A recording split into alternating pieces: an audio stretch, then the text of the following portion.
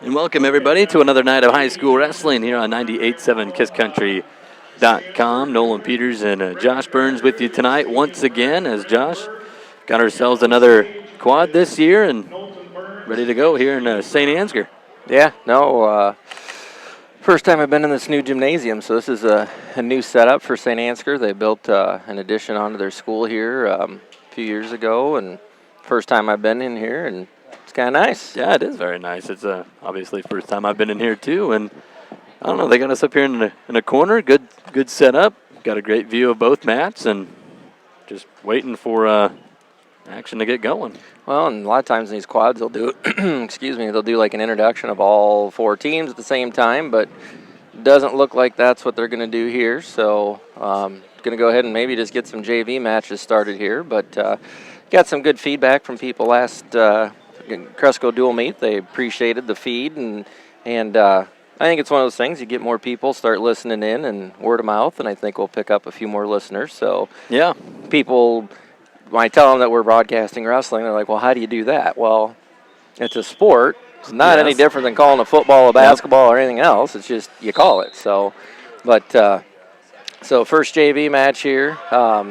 We've got my son Nolan is wrestling JV here tonight, which I absolutely have no problem with. I think it's good when you're a freshman or sophomore, as much JV experience as you can get before you get thrown to the dogs. And so they're going to do a little bit of some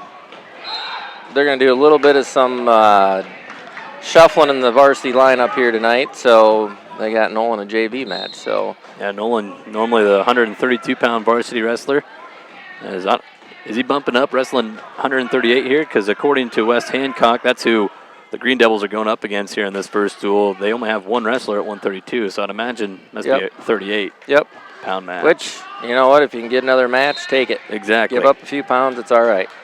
So again, got the Osage Green Devils here in their first duel tonight, led by head coach Brent Jennings. And they'll be taking on the West Hancock Eagles and their head coach, Mark Sanger, head coach of the Eagles. So duel number 1 of 3 tonight for the Green Devils, as their second duel will be against Newman Catholic. And the last one, the Mitchell County rival, I'm ready for that one, the St. Ansgar Saints and Green Devils, final duel of the night. Yeah, and kind of completes the trifecta this 2017 season.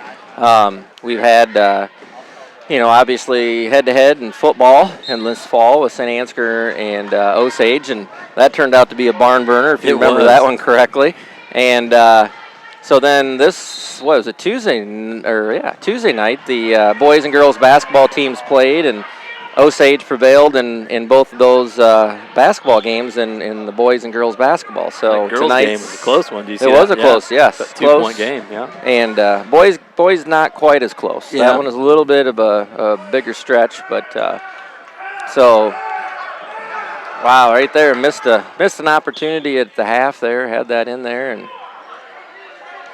all comes with experience. Both these guys still going out scoreless in the first period. As you can hear Coach Jennings and crew not too far from us yelling half, trying to get Nolan to throw that half like you were just saying a little bit ago. Yeah, put that half in and run it, and also helps take away that kind of that hard whizzer the kid's trying to put on him. Front headlock series here for Nolan as the officials are right in front of him on the camera. Short time, 1 second. And that's going to be it for the first period. 0-0. We go to the second. West Hancock will have the choice. He will defer, go to the third, and Nolan will take bottom. So one of our officiating crew tonight, we've got Scott Whitehill, who we had on Tuesday night against Cresco, did a nice job there. Yep. And then on the other mat, this would be a little more, I'm always trying to educate you on everything I can educate you on, but on mat 2 over here, we've got Gary Weber is officiating, who was kind of a legendary, as I'm watching him getting his back there, legendary coach over at Clear Lake. Okay, yeah. So head coach over there, I had to give him a hard time beforehand because I'm like, I hope these coaches give you a hard time just like you did those officials. Yeah, back when your coaching days. Now Nolan here trying to roll through this cradle, and he does so. Now he's got a reversal. Yeah, he's got a reversal and a chance to get a fall here short. Lots of time, 80 seconds left. And again, right there, just, to me, it's frustrating. I'm his dad and stuff, but you let the kid hook a cradle up. You know it's coming. Yep. You got to control those hands. We talked about that on Tuesday, about other kids that were watching wrestle, and when you're underneath, you got to have hand control. Yep. And if you don't have hand control, you're giving up things like a cradle, halves, bar arms. I mean, you got to have that hand control. Exactly. Yeah, we sound like a broken record a lot, but that's just You're Nolan trying his signature farmers. Doesn't have it. Now needs to just try to not give up a reversal too. Nolan, at the moment, I believe, yeah, he's up 5-3 on the score. 3. Yep. Gave up 3 back points and then got the reversal and got 3 back points himself. Nothing yet. They gave him 1 for an escape. Did they? Well, no, I see. Okay, he had his hand there. He's Nolan's still got control here. Now he's trying to lock up a near side cradle. He's got it. 15 seconds left in the second. Just get the pin and get it over with. Exactly. That's close. That's got to be That's it right there. The official gets around just in time to see it with 7 seconds left, and Green Devils off to a good start on the JV side as Nolan Burns picks up the win. I don't know how you do that with the headset on watching your son wrestle. You can take it off. You don't have to do it. No, that's fine. Actually, I think it's better that I'm broadcasting and talking because then I got to watch what I say. Yeah. No, I'm actually not that loud, obnoxious parent. I just kind of. I guess at the end of the day, I don't think you can hear me from up here anyway, so I don't know that it does me any good to yell. And I guess my approach has always been, I'm the parent. I need to be the parent. The coaches are down there, and let the coaches coach. Yep. That's exactly the way my dad was too. Yeah, my dad wasn't a yeller, screamer, and. Another JV match for the Green Devils as I'm still trying to put names with faces, Josh. This one's Keaton Muller. Yep, Keaton Muller. Or as his mom says, Keaton. Keaton? Keaton. She emphasized that, and I think that's how it's pronounced. And well, then we should say it like his mother. Yeah, we should. And I do the lazy version of the name and just let it roll, Keaton, Yep. So she pronounces it correctly as she should, so. But Keaton's one of those kids that talked about it in our other broadcast. His dad was a state champion heavyweight wrestler for Osage, and he's a freshman this year along with his twin brother Colin. And I have no doubt, as a freshman, he's going to take a few lumps here and there, but when it's all said and done, he's going to have a nice career as an Osage wrestler, I'm betting, by the time he's a senior. I would agree with you. Be patient, as a freshman, and just keep learning from head coach Brent Jennings, and the more mat experience you get, the better wrestler you become. 50 seconds left, first period. Scoreless in this duel. Now we got a stall warning on the West Hancock wrestler.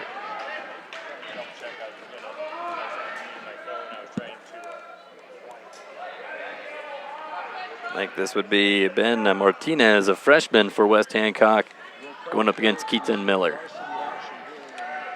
Or Mueller, excuse me, not Miller. Muller. Yep, Muller. I can't even say the last name right. So you got Owen Muller, Keaton Muller, and Colin Muller, and obviously the two are twins, and then Owen's a cousin to him. So I noticed looking at West Hancock's roster, they got a lot of Hagans on their team. Yes, got Tate, Tanner, Hunter. That's been a name that's been around there for a while, and kind of like the Sanger name. You said the head coach was it Mark? Mark Sanger, yep. His dad's the legendary head football coach of West Hancock. So Mark come back to teach and coach in the school district that he grew up in. Second period getting ready to start as Keaton will cover on top, scoreless, and Martinez quickly up to his feet. He's got to get a 1-point escape. That was just a very fast stand-up off the whistle.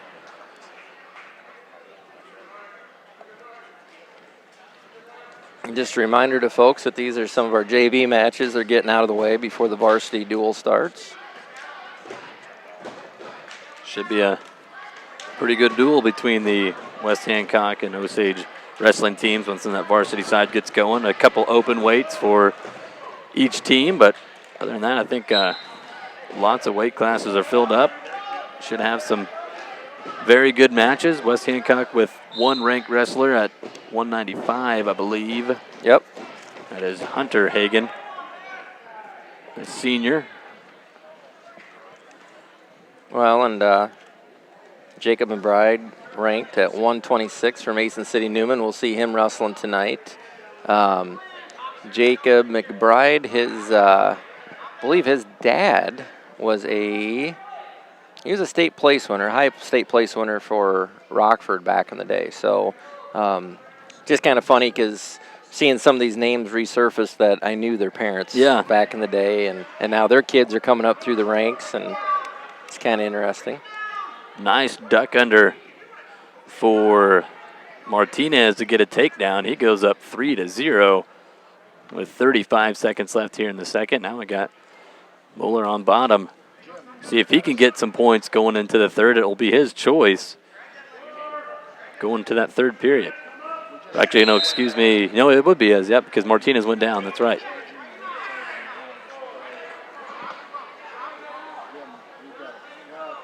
.22 seconds as they step out of bounds. Oof, close to lock hands there. Yeah, very. Up to his feet, 15. Can he break those hands and turn in? Another stall warning. There's a point. Should be one, yeah, absolutely. There's a point off of a stall. You got 5 seconds to try to return someone to the mat when you're on your feet. Oh, and they step out of bounds. That was close. So 3-1 the score. Go right back with that stand-up. You can hear the West Hancock coaches yelling, "Don't lock your hands." They knew. They saw it too, and got an inadvertent whistle there. Over on the other mat, they were starting at the same time. No caution. 5 seconds. That'll do it for the second period. 3-1. Going to the third as Keaton looks over to his coaches, and he's going to go bottom. Smart move there. Yes and no. If you talk to his parents, I sat by his parents this weekend at Independence, and one of the coaches told him to go down once, and his dad's like, does he know he can't get out? But in order to get out and get better at it, you got to go underneath and try. Exactly, so. Yeah. He's already got 1 point with a caution. There you go. I got faith in him. Yes. Down by 1. A takedown will give Keaton the lead. 1:35 to go in this 170-pound JV match between the Osage Green Devils and West Hancock Eagles. West Hancock had a Brit. I learned that. I know you knew it. Most of our listeners probably know that too. But well, it's back in the day, it was Brit before they did a little addition of some schools and whatnot. So I grew up knowing it as Brit. Brit had a legendary coach when I was coming through by the name of Al De Leon. Had a very nice storied career at West Hancock. Put out some really good wrestlers there had a lot of kids going to Iowa State, wrestling at the University of Iowa, putting out some quality Division I wrestlers back in the day out of West Hancock.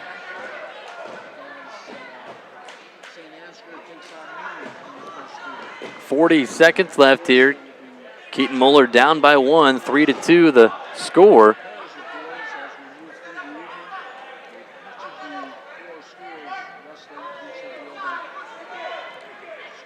Now 25 seconds. Takedown can win it for Keaton if he can get it. Tries to swing single, reaching in on the leg. And Martinez is going to get the takedown with 13. Puts him up 5-2. 5 seconds left. Martinez is going to come away here with a win. 170-pound JV match. What grade's Martinez in? Is it freshman, I think. Okay, all right. Yep, freshman. Strong physical kid. Keaton Moeller, a freshman as well for the Green Devils. I'm sure it's not the last time they'll ever wrestle each other. No, probably not. I'll bet some money on that. And now we get ready for the varsity duel as coaches and captains go back out there. The Osage Green Devils, again, coached by Brent Jennings. 20 years, you said, or close to it? I believe we're right at 20. Right at 20 years, a longtime coach for the Green Devils, and for West Hancock again, and their head coach, Mark Sanger.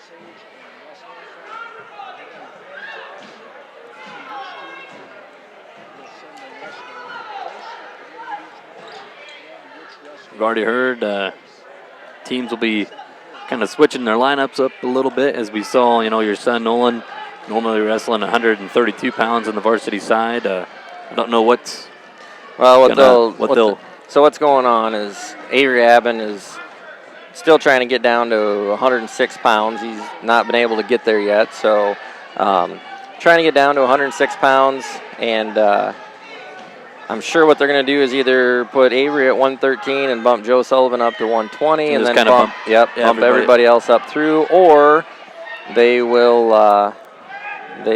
have Joe stay at 113 and bump Avery up to 120. So not quite sure how they'll play that one out yet.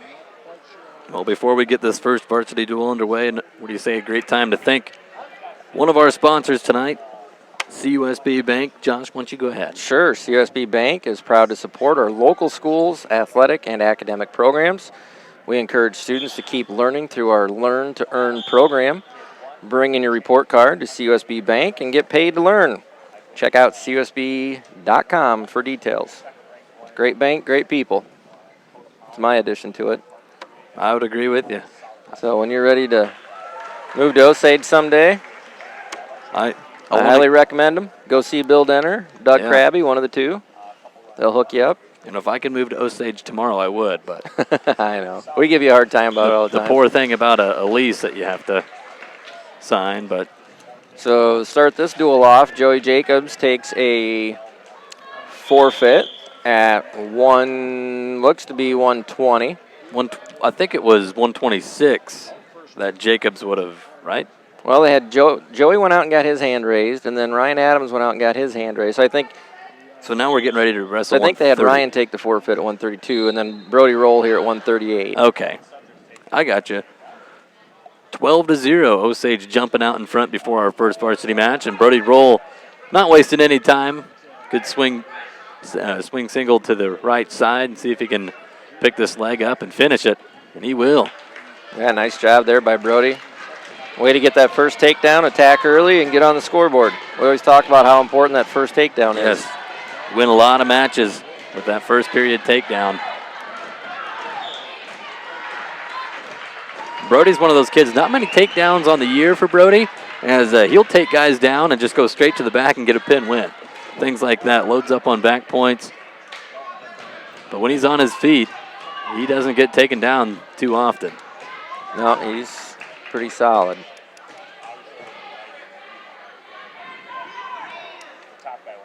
One minute to go here in the first. Hope you're good with the Newman Catholic kids, because they didn't submit a roster. They didn't submit a roster, so I don't know any of those kids. I'll just go out and say it. I don't know any of them, so I hope you do. Well, that is a little tough. I do know Jacob McBride's at 126 for him. I know that there is a Schmidt that's towards the upper weights. But other than that, it's a little tough when we don't have those names in front of us. I know. Brody's still leading 2-0 with 35 seconds to go in the first. His opponent up to his feet and gets the 1-point escape.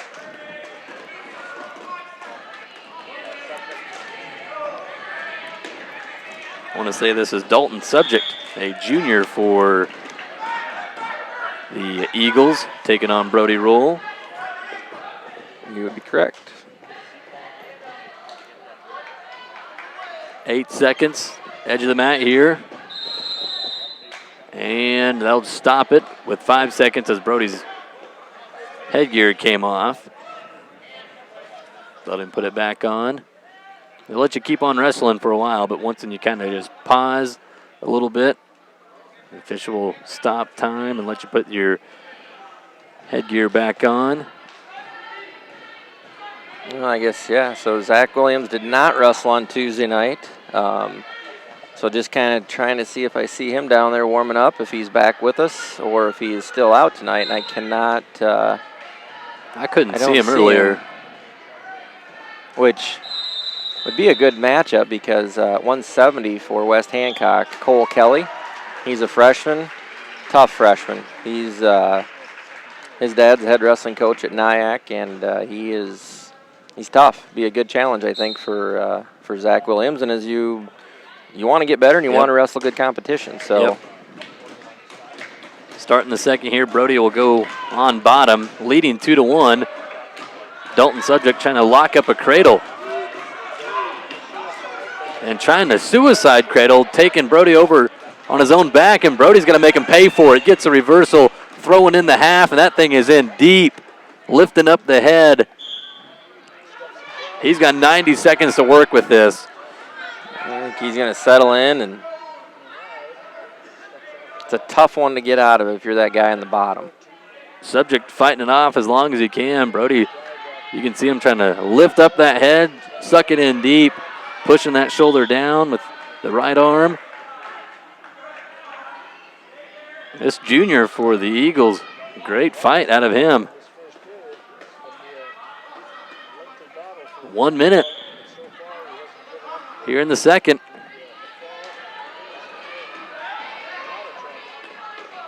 A lot of fight here out of the Eagle, but Brody eventually going to settle in. Yep, get chest to chest and put all the weight on him and get the fall with 48 seconds. That's going to put the Green Devils up 18-0 after 3 weight classes.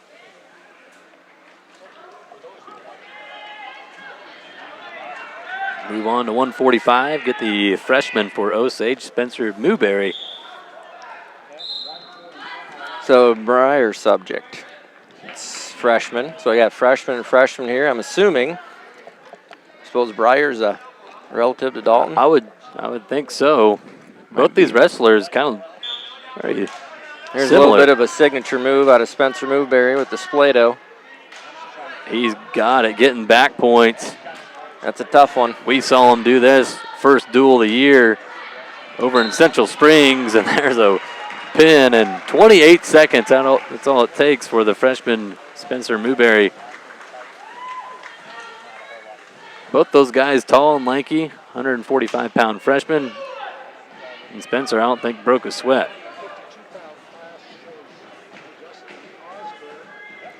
Green Devil Wrestling tonight brought to you by Cooper's Osage Auto. The ASC certified technicians at Cooper's Osage Auto have over 50 years of combined experience, which means they can pretty much do anything from a simple oil change to a transmission swap. Cooper's Osage Auto has you covered. Get ready for winter. Stop into Cooper's Osage Auto today on Highway 9 in Osage. So Colin Moeller here filling in for, Owen Moeller. Oops. You did not grab a program? I did not.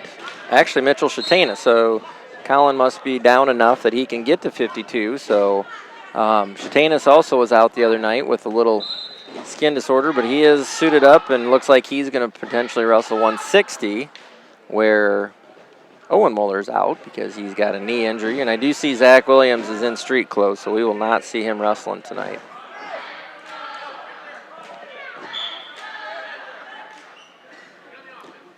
Minute 15 to go in the first. No score between Moeller. He throws a headlock as they're going to roll out of bounds. Moeller, you said, right? Yep, Moeller. Colin Moeller. And Colin's kind of fun to watch. He's not afraid to, once in a while, just throw in the wizard, try a toss, try a headlock. He's got some good hips. I wasn't much of a headlocker, but I would throw it in desperation.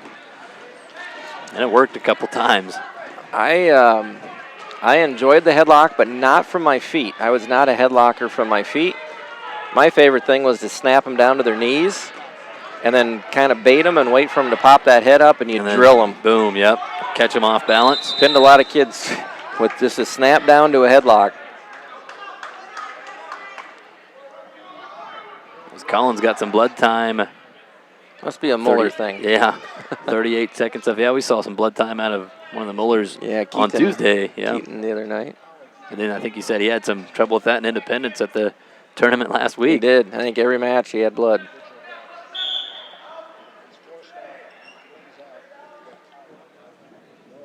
Well, with this blood time, you get 5 minutes of blood time.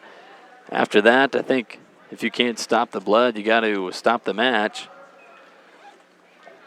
But it only takes 25 seconds of blood time there. That's all you got to do. The first thing, you just got to stop the bleeding, and then you can take as long as you want to clean up the blood. That's when you got a bloody nose, you quickly try to plug it up, and then you can take as long as you want to wipe it all up. As Collins still got some on him, one of the officials sees it. Perfect time to just thank another sponsor while we're at it, Mitchell County Regional Health Center. Josh, you know a lot about that. I do. They're good to our family. Mitchell County Regional Health in Osage is here for all your rehabilitation needs. The current expansion will include a larger rehabilitation department with continued treatments for sports injuries. Mitchell County Regional Health is your trusted healthcare partner for life. Drove by there the other day, and the addition is coming along nicely. They got the exterior brick is on it. Helipad is getting constructed it's underway, and just looks like it's going to be a really nice addition at an already nice facility, and it's just going to get even better. Yeah, I've been hearing a lot about it, not just from you, a lot of people around the North Iowa area, especially Mitchell County, excited about the new expansion going on. 30 seconds left here. Cullen in a bit of a scramble here. Both wrestlers have each other's legs locked up.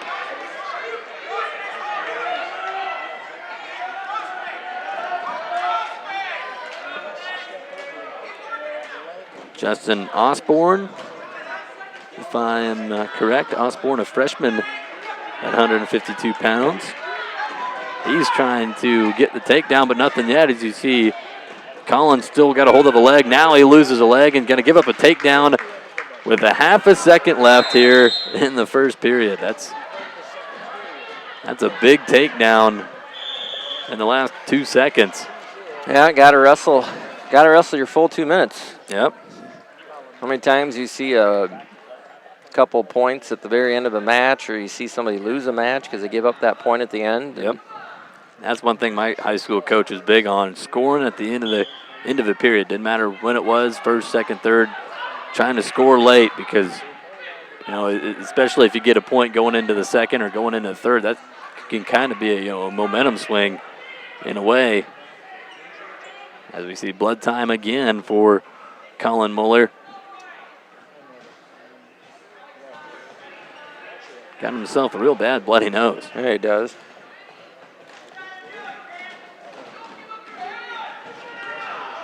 He's used 1 minute and 10 seconds of blood time, so he's got 3:50 left. See one of the Osage coaches coming over there with the equipment bag.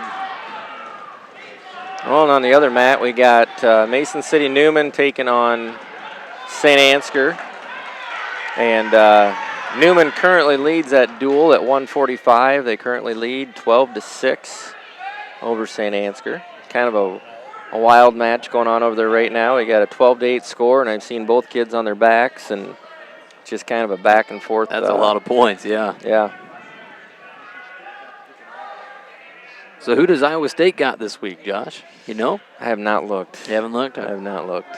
You just pay attention when they got the home duel so you can go down there and watch. Pretty much. And I haven't even made one of those yet. It's just... you're a busy guy. Tell you what, this high school schedule gets to be pretty intense. Yeah. I mean, once it's underway, it's underway. I mean, we've got what we did last week. They started off on a Thursday, wrestled on Friday and Saturday in Independence, and then this week a Tuesday, a Thursday, and then another tournament on Saturday. So about every other day we're out in the mat. So, and then I got a daughter, a 4th grade daughter. It's crazy as it sounds, but she's on a traveling basketball team, and so when I don't have wrestling meets, I'm going to basketball games.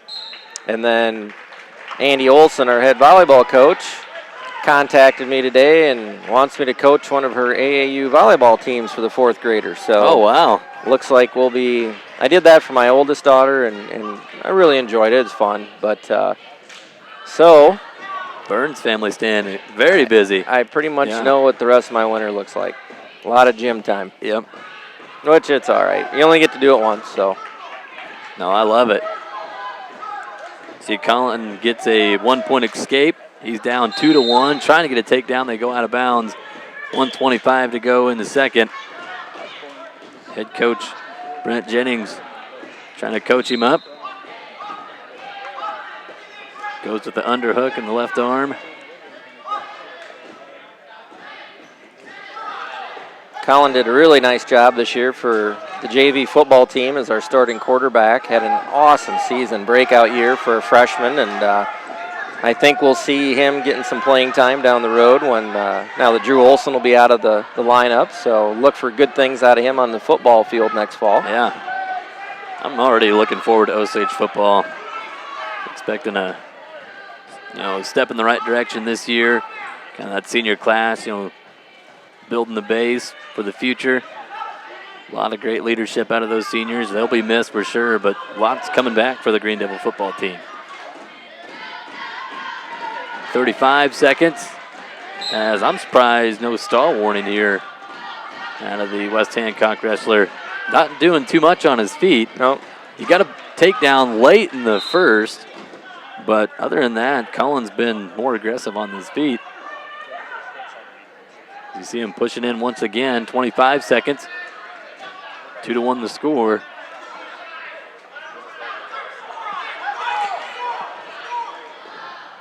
$15. See if Colin can get some revenge here and get the takedown late in the second. Exactly. There it is. You're right, Nolan. It was long overdue, probably. Now you see Usborne shoot in. And nothing doing. Going to the third, 2-1. West Hancock wrestler on top, but he does have one stall warning. He's got to go bottom. It is Justin Usborne, a freshman, taking on the sophomore Colin Muller. Go bottom, get his breath a little bit about him, and then make a flurry. Yep.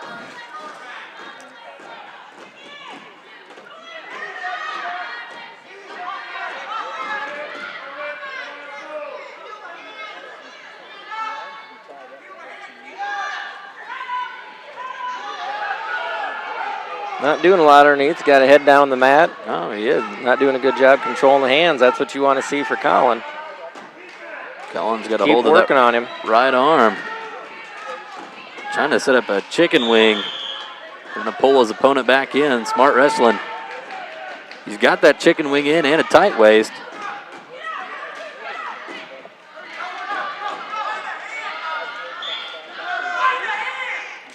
Minute 10 to go, third period. Colin down by 1. They'll step out. Go back to the center of the mat. Colin looks over at Coach Jennings and, says, I'm going to cut him. Might as well. Yeah, makes a score 3-1. Colin's going to need a takedown. See if he can push in a little bit, maybe get another stall. Colin, that would give him a point, and then a takedown could possibly win it. As we hit 1 minute to wrestle, third period.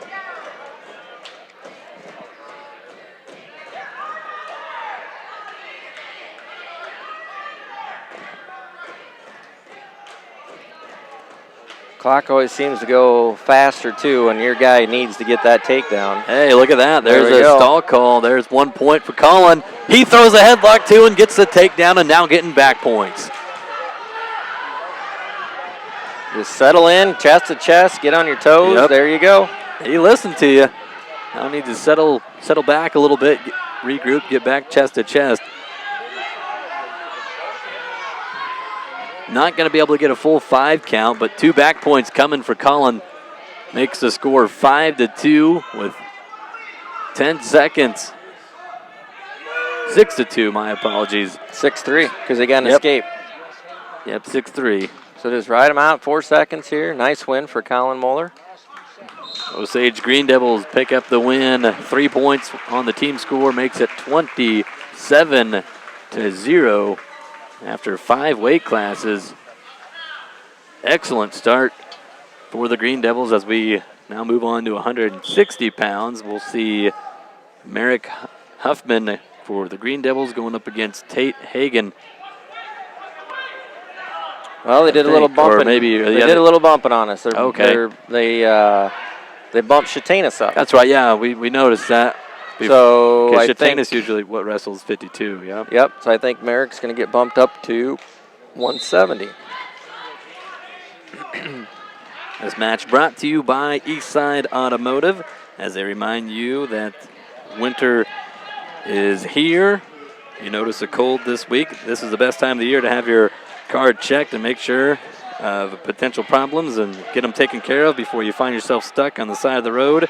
Eastside Automotive's technicians are well trained and certified to make sure your vehicle is ready for winter weather, located on Highway 9 in Osage.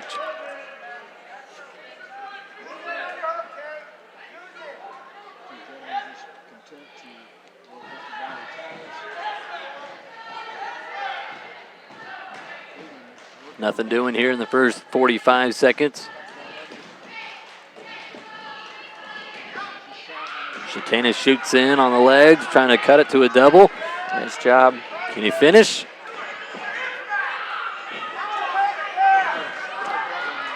Good battle by Hagen to fight off that double leg. Really nice job there. Probably the biggest difference there why Shatanis couldn't finish it, just the fact that he's up a weight. You give up a few of those extra pounds. It makes a big difference. Did a nice job. Had that single, switched off to a double, but just the other kid's physical too, so. Yeah, 8 pounds doesn't seem like a lot, but it is in the sport of wrestling. 5 pounds, anything like that, you can tell a big difference. Here we go. Shatanis back at it, double leg. He'll finish this one, 2 points. But now Hagen trying to reverse him.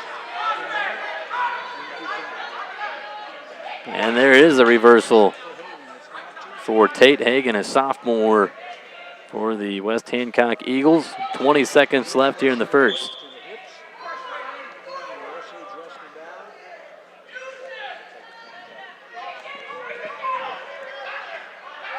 Ten seconds.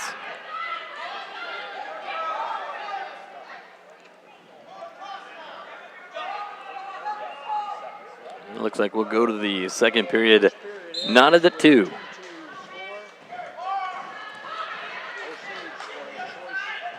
Decision for Shatanis. He is going to defer to the third, and we'll see Hagen take bottom.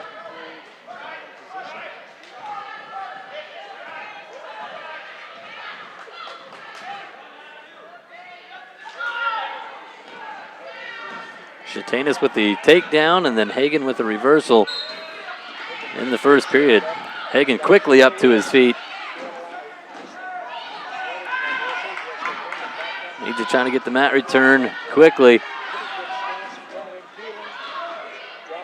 Fighting for hand control. There's a stall warning here on Mitchell. Too much time to return him to the mat. Yeah, good call there. That's.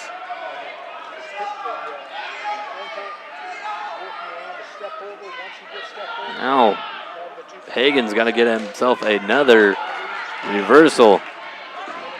Put him up 4-2. He's got a chicken wing in. He had it, and then he loses it.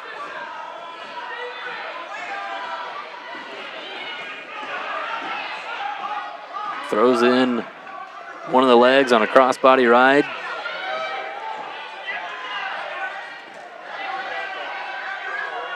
One minute to go, second period.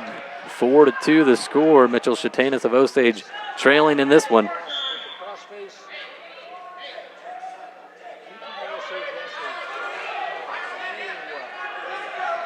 Hard cross face by Hagen. Trying to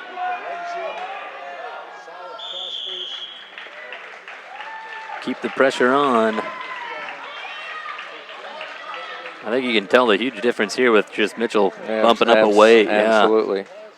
Hasn't been able to build up to his base yet. Now he does, but then another crossbody ride throw in by Hagen. Now Hagen getting a little high. Shatanis able to grab a leg here, 15 seconds. Talked about that late scoring. And he's got the cradle, now nothing. 5 seconds left.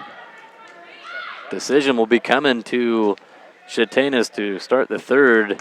4-2 the score. going to the final 2 minutes. Coach Jennings wastes no time to tell Mitchell, you got to go both up. You had the takedown earlier in this match. You're down by 2. You'll go both up, and Mitchell's go-to takedown, that double leg, and a lot of times you get that double leg good enough, you can take it straight to their back and get some back points. Because he's had trouble staying on top of Tate Hagen, so he might need some bonus points to win this match.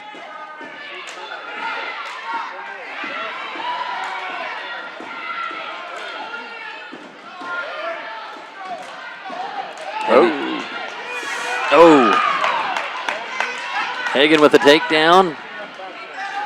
This is size disadvantage is not helping. You're the guy underneath. Yep. And it's going to fall. Yeah. Tate Hagen picks up the fall with 1:19 to go in the third, makes the team score 27-6. Osage out in front. And I'm using my resources here. I found a Newman fan that I have her cell phone. That sounds bad, as her colleague in Nyack. Anyway, Shelly Schmidt, and she is going to give us. Oh, she will help us out. Yeah, as the Newman kids start coming out, she's going to start giving us their names and the weights. Good. So since we do not have a lineup of Newman tonight, so that will help us. For sure. 170 pounds underway for the Green Devils. This would be Cole Kelly for West Hancock. Yep. The freshman I talked about, he's got some ability. There's some things they're looking forward to out of him over the next 4 years. You were saying his dad was the one head coach over at Nyack? Yep, head wrestling coach at Nyack, and his dad wrestled for Iowa State for the Cyclones. So the Kelly family, strong wrestling family out of West Hancock. There were some medals awarded on the stands in Des Moines to that family. Is this Merrick Huffman wrestling for? Yep. Bumping up. He's bumping up 10 pounds, normally a 160-pounder for Osage at 170, and running into the buzzsaw of Cole Kelly with the takedown early, 2-0 the score with 50 seconds to wrestle here in the first. I do apologize. I know a way where we can get the scoreboard on camera, and hey, just stick with me on that. We'll get it. We'll get the scoreboard in there. Kind of where we're at. We're set up here in the corner. We wouldn't be able to see the scoreboard that well anyways, but in the future, just so you know, we will have a scoreboard on camera. Cole Kelly, he throws in the cradle. Got it in deep, 15 seconds.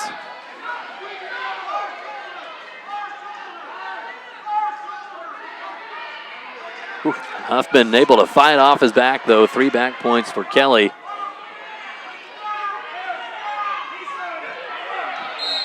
And it'll be the end of the first period. 5-0 the score. Kelly will have choice. He defers. Decision for Huffman. He'll go both up.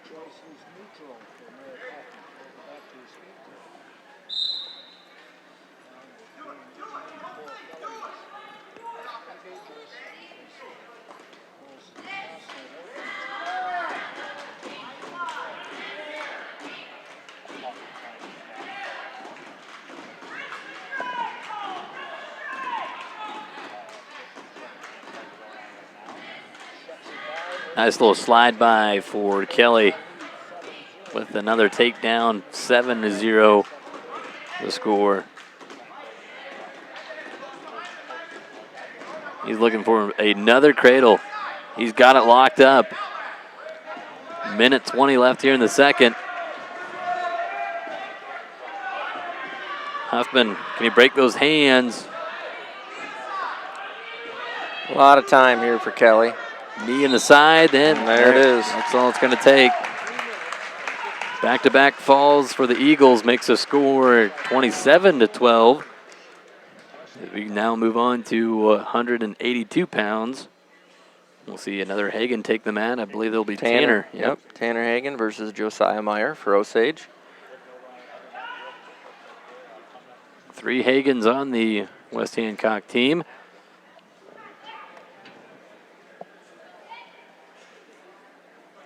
Green Devil Wrestling tonight. Proudly brought to you by Farm Bureau, Artie Day. Finding a Medicare supplement can be complicated. Wellmark makes it easy. Call your local Farm Bureau agent, Artie Day in Osage, at 641-732-5843. Who will personally help you find coverage confidence. Artie Day is a local authorized independent agent for Wellmark, Blue Cross, and Blue Shield of Iowa. To be eligible, you must reside in the service area of the plan. Wellmark Medicare supplement insurance plans are not affiliated with any government agency.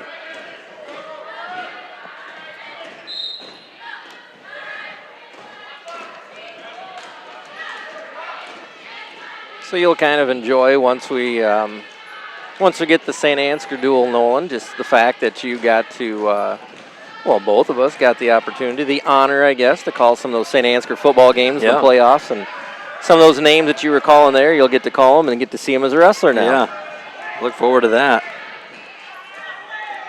On my way back from, wrestling on Tuesday night, I was able to listen to Kevin Lennox, our other play-by-play broadcaster on 98.7 Kiss Country. He was calling the basketball games the other night here in St. Ansgar, and it was nice to, hear the names of, the football players that, we knew, the St. Ansgar kids, and all the Osage kids.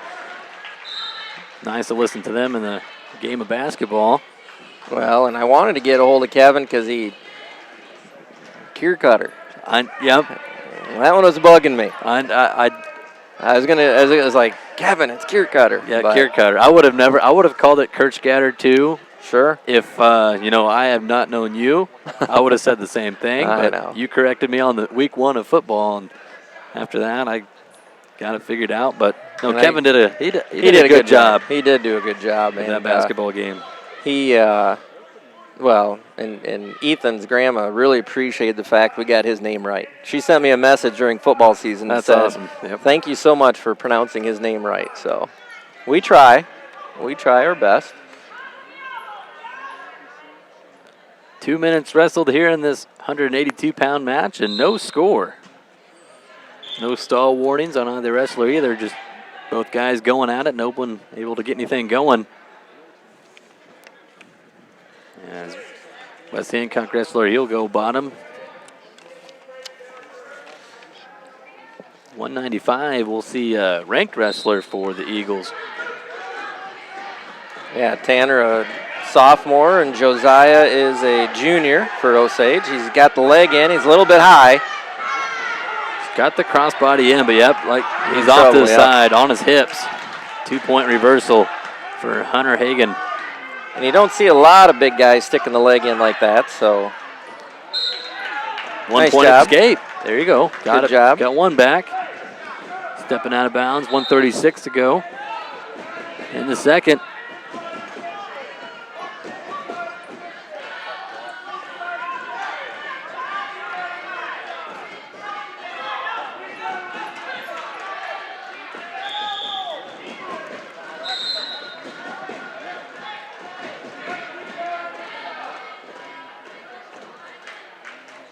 Blood time for Hagen.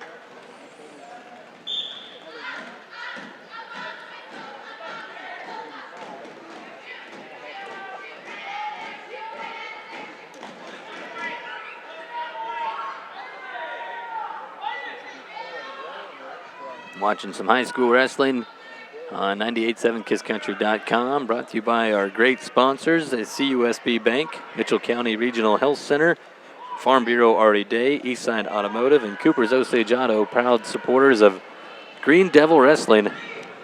Nolan Peters and Josh Burns with you here as we are in St. Ansgar tonight.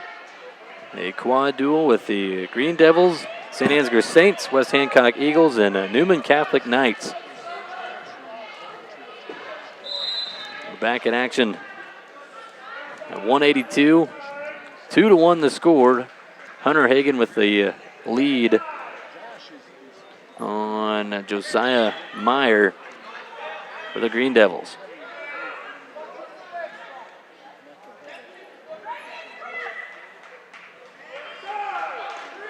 There's a stall warning on Josiah. That's his first. 45 seconds to go in the second. Now you see Josiah. He's changes gears a little bit. Changing gears, you got to be a little bit careful because you start putting all that pressure in like that, and it's a good chance to throw somebody if you're the offensive wrestler in that somebody, situation. Maybe hit a duck under.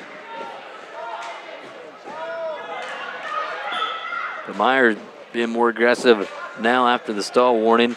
These guys wrestled on their feet for a whole 2 minutes in the first. Josiah almost had a headlock there, but slips out. 15 seconds. He's down by 1. Can he get the takedown late here in the second?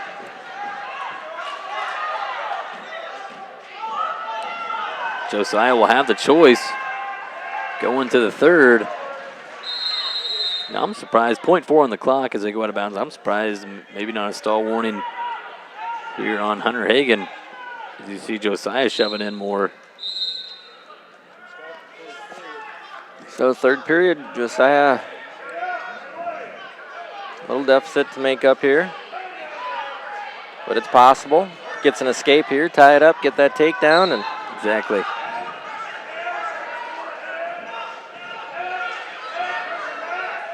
Doing a good job putting the pressure back into him, control the hands, and I'll cut away. Oh, tried to kind of a standing switch. Hagen able to snap him down. Get in the back. Maybe a little bit more than that, too. In pretty deep, chest to chest.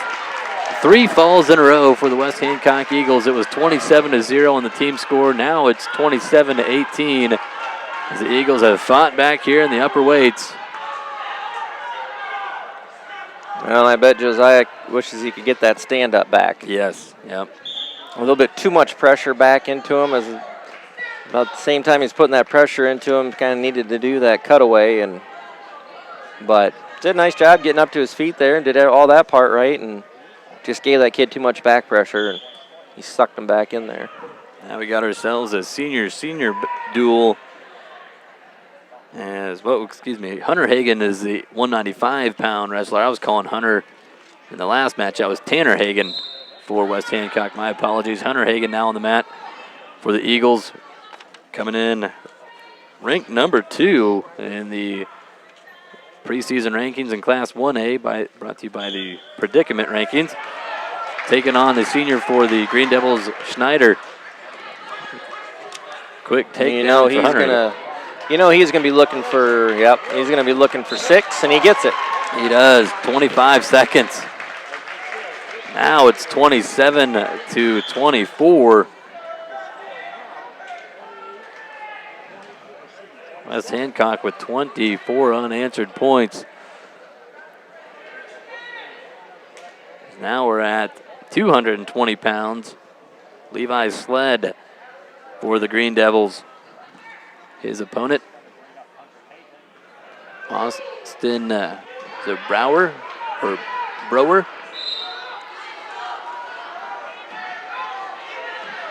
Quick. Now, I'm kind of just curious because we do have radio announcers next to us, and I just heard them say that this is Hunter Hagen wrestling. So I don't know if this looks a lot more like, Tanner Hagen. Okay. If they're brothers, it definitely does look like him. So, I mean, I don't know. Okay. They very well could have been bumping people around too. Must have, yes. I'm just kind of eavesdropping next door here. And so we'll say now this is Hunter taking on Levi Sled. Which either way, they both look, very physical kids. Now you understand why West Hancock does very well in football. In football, yeah. They gave St. Ansgar all they could handle. That was a back-and-forth football game when they played earlier this year. Hunter's got Sled on his back, and he gets the pin. 5 pins in a row for the Eagles. Makes it 30-27 on the team score.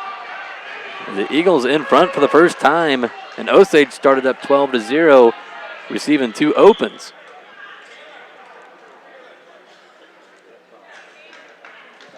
£285. And we give up a forfeit at 106. So big match here for. Basically, if we got to pull out a win here, because even if you'd assume, I guess I don't know much about the 13-pounder for West Hancock. But if it's Joe Sullivan out there, and he's been on a little streak lately of some falls, and even if he picks up the 6, we're in trouble if we don't pull this one up. Yep. Wrestling for the Green Devils is Connor Smith. Yep. Sophomore taking on another sophomore. Chandler Redenius. The big match here. Osage down by 3 in the team score. Redenius almost with a takedown, but they step out of bounds. Kind of a nice knee pick there by the big guy. You like to see that out of your big guys. Like to see some activity and instead of just pushing and shoving. I'm sure you're a big fan of college wrestling, obviously, with Iowa State season taking hold here to my right is Kyle Snyder for Ohio State, Olympic gold medalist. It's almost unfair for that kid to wrestle in college, but you see a big guy like that, he's not afraid to do a double leg. He's not heavyweight. And you say, and you're right, it's almost unfair, but at the same time, he's young. Yeah, he is. It's not like I don't even think he's 21 years old yet. No, he's accomplished a lot at a early age. Yep. Connor Smith here in trouble for the Green Devils. Redenius takes him down and then to his back with a little barbed wire.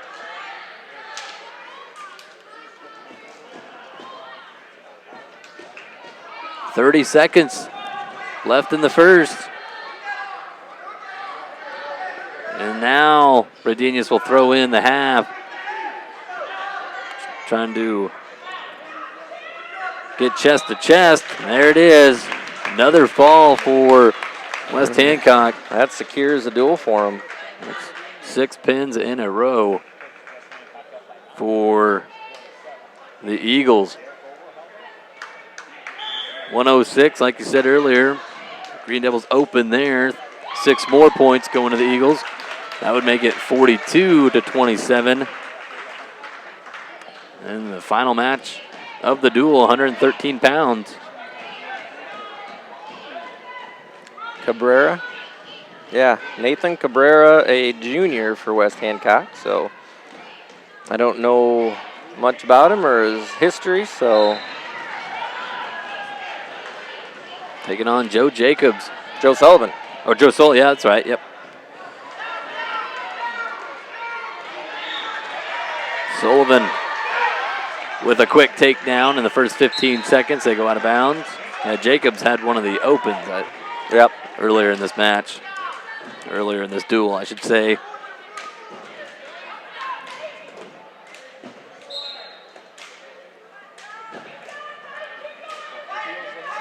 Burr does a nice job coming up to his feet. Peels the hands, pop the hips, just like you're supposed to. Final score over on the other mat. It is the Newman Knights coming away with a 36-34 victory over St. Ansgar in their opening duel. That's who the Green Devils will have next, Newman. And then the final duel of the night for the Green Devils, their Mitchell County rival, St. Ansgar. Another takedown for Sullivan. Looking to put it away here, and he should. He does. Joe Sullivan with the fall with 59 seconds to go in the first. And that'll do it for this duel. 42-33. West Hancock comes away with the win, or we got another JV match. Oh, we got Avery Aben. Well, this might actually be. Well, they did start at 126, right? Yeah, they did. Yeah, they're open. So yeah, I forgot about 120. Yeah, they'll wrestle this one here at 120. This will be their final. Well, but they say they got an open weight for West Hancock. And they do. Oh, yep. Okay. One Eagle wrestler went to the scores table, but now Aben will get his hand raised. We're squared away now. And then we will have a JV match, looks like, coming up. That's what the Eagle wrestler was going to the score table for. He thought he was up, but final score in the duel, though, will be 42-39. West Hancock with the win. So a close duel over there with St. Ansgar and Newman, and then a close one here. Those two duels separated by a combined 5 points. Yep. Should have some good wrestling tonight in these final two duels. Again, Green Devil Wrestling brought to you by CUSB Bank, Mitchell County Regional Health Center, Farm Bureau Artie Day, Eastside Automotive, and Cooper's Osage Auto, proud sponsors of Green Devil Wrestling. Nolan Peters and Josh Burns with you all year long here on the wrestling side. Just our third broadcast of 10 that we'll have, so lots more Green Devil Wrestling here on 98.7 KissCountry.com. I believe we got John Grady out here for a JV match.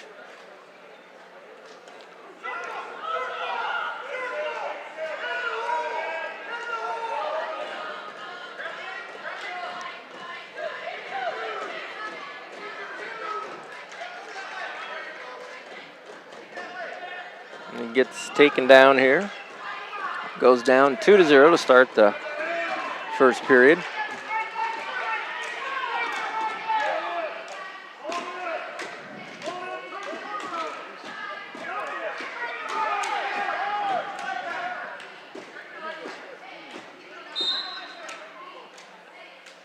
Out of bounds, 1:09 to go in the first.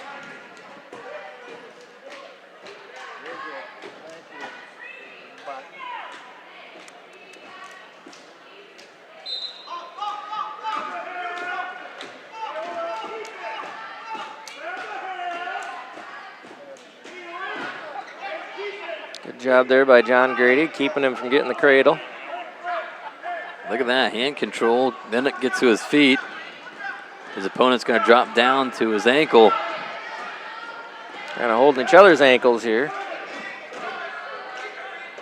Grady, though, trying to keep on moving. As soon as he kind of pauses, be the time to call a stalemate. But yeah, there it is. Yeah, both kind of laying on their belly and holding on to each other's ankles. Not much you can really do there, but John's got 34 seconds to work here in the first. We'll have a caution as West Hancock covers too early.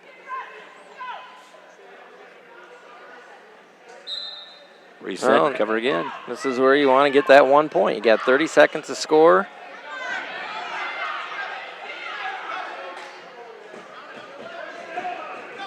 Eventually, you got to take him back down, get nailed for stalling if you're not careful if you're the West Hancock kid, which is getting plenty of time to hold on to that. 10 seconds left. Grady, can he break those hands? Break that one arm, holding on to his left leg with the left arm. There's a reversal, too, with nice 2 job. seconds. Way to stick with it. Points at the end of the period. That's big because now you're tied at 2 instead of being down by 2.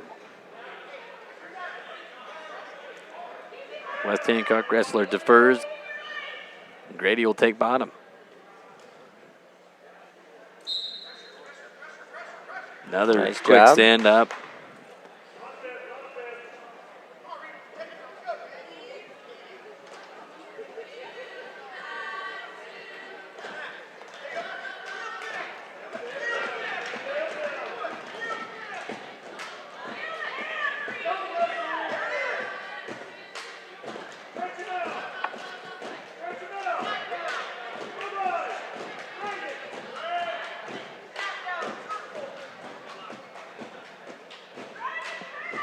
.125 to go, second period, 2-2 or 3-2 score. John Grady in front with a early escape to start the second.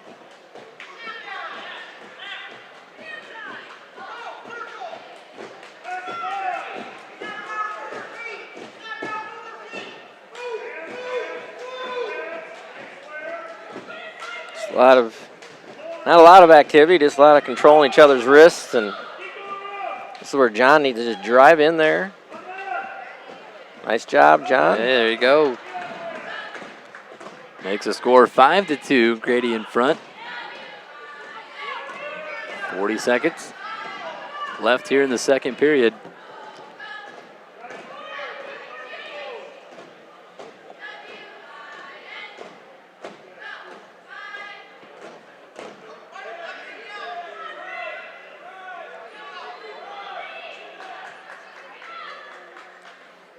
Seconds here in the second period, just kind of a uneventful, if you will, match. Just Not a lot of flurries. That's what I love the camera for. Let the camera do the work. Yep. Speak for itself. 14 seconds left here in the second. Eagle wrestler up to his feet. And John get him at return. They'll step out of bounds. That's not bad wrestling at all. Using the side of the mat to help you out. 7 seconds. No caution there.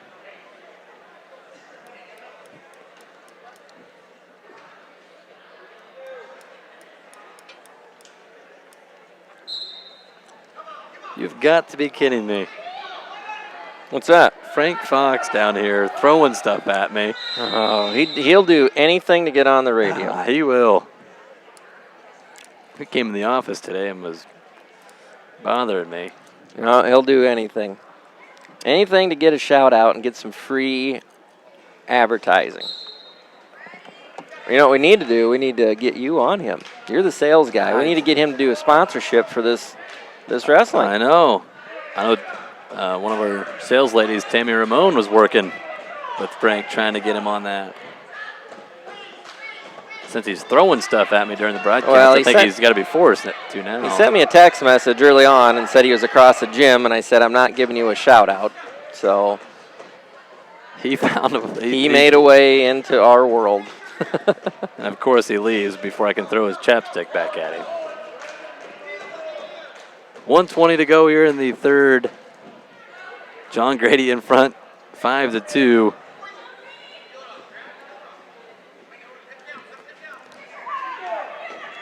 John, he's got a half in. Got a minute left here. Got the 5-2 lead on top. Doing a good job riding his opponent.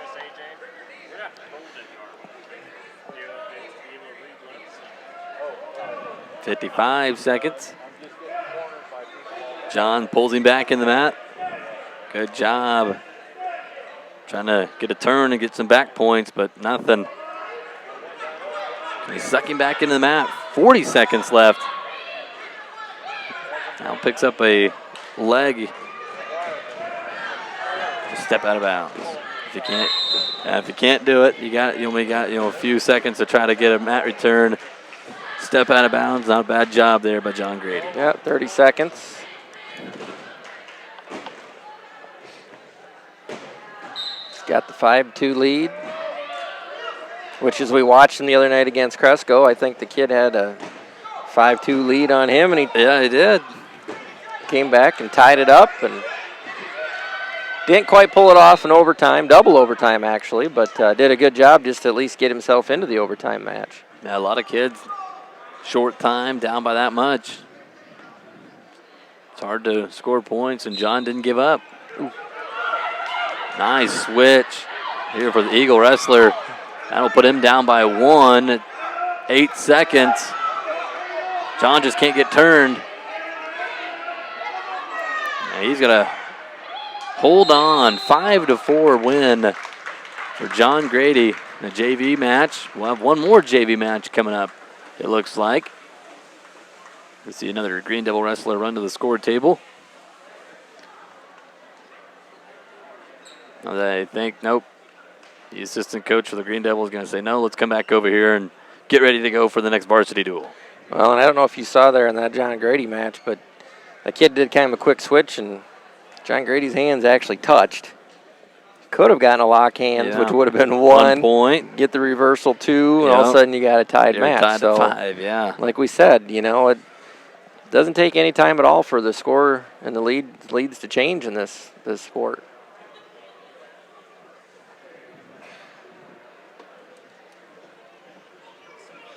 As the Green Devils and the West Hancock Eagles shake hands at the end of this duel. West Hancock prevailed 42-39. It's probably been a while since they knocked off Osage in a dual meet. And some of those head-to-head matchups, can make a difference when it comes to seeding meeting for the conference wrestling tournament. So you always want to be a little bit self-conscious of that.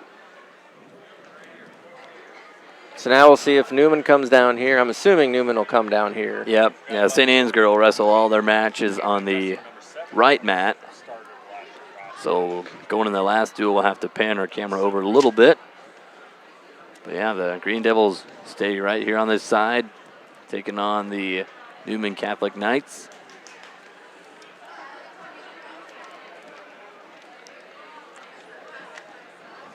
Newman with a 36-34 win over St. Ansgar in their duel. Well, and you switch some things back up to our normal lineup too. Yeah. You put Zach Williams back in there, but he'd have Cole Kelly too, who's we know is a tough wrestler. So Both yeah, those it would have been guys, a match of the duel. Yeah. Yeah, it would have been an interesting duel if we'd have had two healthy teams there. So Lots of bumping around in that duel too. With your son Nolan got bumped out of his spot. Things like that. Kind of a chess match a little bit. That's what wrestling duels turn into. Trying to find those matchups that you think you can win. That's when it turns into a team sport. That's why I love, a lot of people say wrestling's not a team sport. Well, then you don't watch wrestling, because it definitely is. You don't got teammates out there on the mat for you, but you got those teammates on the side, and you're trying to win matches for them, not just yourself. Well, I think that's the one thing that maybe Osage is still lacking a little bit right now as you watch things on the sidelines, and it's a very young team. You got Chris Snyder out there, but you don't have a lot of senior leadership on the team, and sometimes as a team you need to have that senior leader, and if you don't get that, then you need some junior leadership, and I think they're still searching. I think internally they're still trying to figure out who the leaders of the team are and who's going to step up and kind of get these guys jacked up a little bit. Yeah. Newman Knights out there warming up. They've been off for about 20 minutes or so. Their duel ended earlier with St. Ansgar. Yeah, and we're going to get the legendary Gary Weber to officiate this match for us. So there's I just laugh. It's just weird to see him out there. I didn't know he was officiating. It's just so funny to see him on the other side of it now, because, boy, I tell you, he used to ride those guys hard when they were officiating, and now here he is out in the center of that mat, and got the whistle around his neck, but just kind of a little snippet of how things used to be. So back in the day, and this is back when I was coaching in Osage, and boy, our rivals with Clear Lake were unbelievable. I mean, it was intense. Yeah. I mean, we had some very tight duels. We had some rivalries that got started just between certain wrestlers. He had a really nice team at the time. We had a really nice team at the time, and just a lot of back and forth. But boy, the Osage fans used to ride Gary Weber hard. Gary would get up in the corner of the mat and go out and start kind of jawing to the official, and the Osage fans would start screaming, "Sit down, Weber!" And and Gary would kind of look at the Osage fans and give them a big old smile. And so when Gary so they were at the Osage duels, and it was going to be Gary's last season, and the dual meet with Osage, the Osage fans actually made signs that said, "Sit down, Weber," and they held those up just as kind of a goodwill going away. It was intense at times, but at the end of the day, I think the Osage fans ended up respecting what Gary had accomplished with his program, and I guarantee if Gary Weber, had come to Osage and been a coach at Osage, they would have loved him just as much as they did in Clear Lake. I mean, he's just that type of guy, but it was always kind of funny just just to watch the interactions between him and the fans. But good guy, did a good job. Probably his biggest thing I was always impressed with Gary Weber is how he could motivate his kids. He could be down in a dual meet. I watched this. He could be down in a dual meet, and there's a kid out wrestling on the middle of the mat, and Gary pulls up all of his kids out of the chairs and would go back to the corner and basically just say, "We're going to have a little meeting right now," and give them a pump-up meeting, and they'd come back out and they'd roll through the matches and win the duel. So just a heck of a motivator. But so it's good to see him still involved with the sport of wrestling. He's a East Coast guy. He wrestled out in the East Coast. I can't remember if it was New York or New Jersey. Got recruited to wrestle at Upper Iowa University. Wow. Never left North Iowa. Yep. So once when you come to Iowa, you never go back, huh? Yeah, I guess. We get you in and we don't let go of you. So well, I have no plans on ever leaving, so you got me for the long haul. We got Lucas Kleckner out here right now wrestling a JV match before the varsity starts.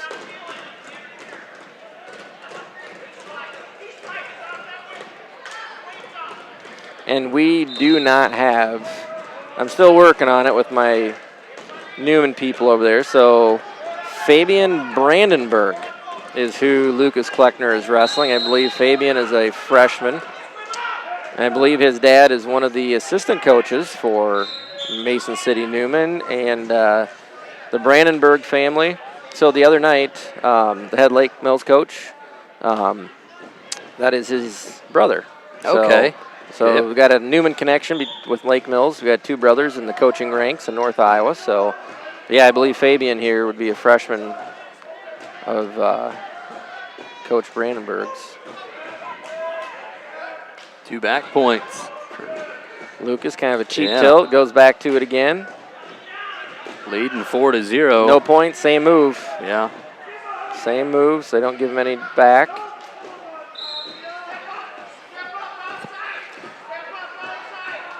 Got to give official Gary Weber kudos on that. Sometimes an official maybe would have called that, but he did the right thing there. So Lucas takes a 4-0 lead into the second period, and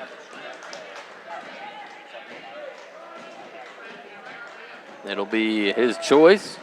He will defer,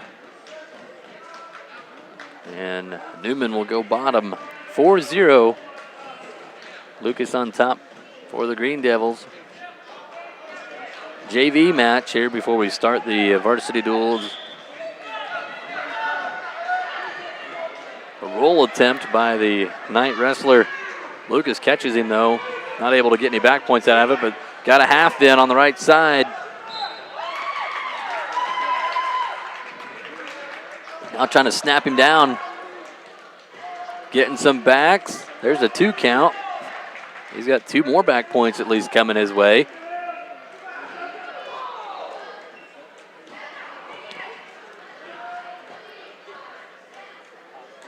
6-0 the score for Lucas Kleckner. You stole my program. I keep trying to... shoot. Yeah, I should have grabbed one. I'm trying to write down the Newman. I keep trying to look over all the time and see who's wrestling. I just didn't think you could see the scoreboard, and that's why you're leaning over, but... No, it's all right. So what weight are we starting off at? I think we'll start at 132. Okay. It looks like that's what St. Ansgar... Oh, now he does get the Peterson. He tried it earlier, didn't get it. Now he does have it. Should be getting back points there. Now Lucas trying to get back on top. We'll see how Weber calls this. So 2 reversal and 2 back? 2 backs. I could agree with that. He Yep. wasn't counting the backs, but yeah, you hit that Peterson and you know your opponent's back is to the mat, so he knew what he was doing. Yep. Officials on it. 6-4. That's the score with Lucas leading by 2, but on bottom on the restart. Yeah, we will start at 132 pounds. That's where St. Ansgar and West Hancock started. Might be some blood between those two with their football game that they had earlier this year. See if West Hancock going to try to get some revenge on the mat. Here's a reversal gets too high. Way too high and then Nice gets job. stacked. Yep. Good job there by Lucas.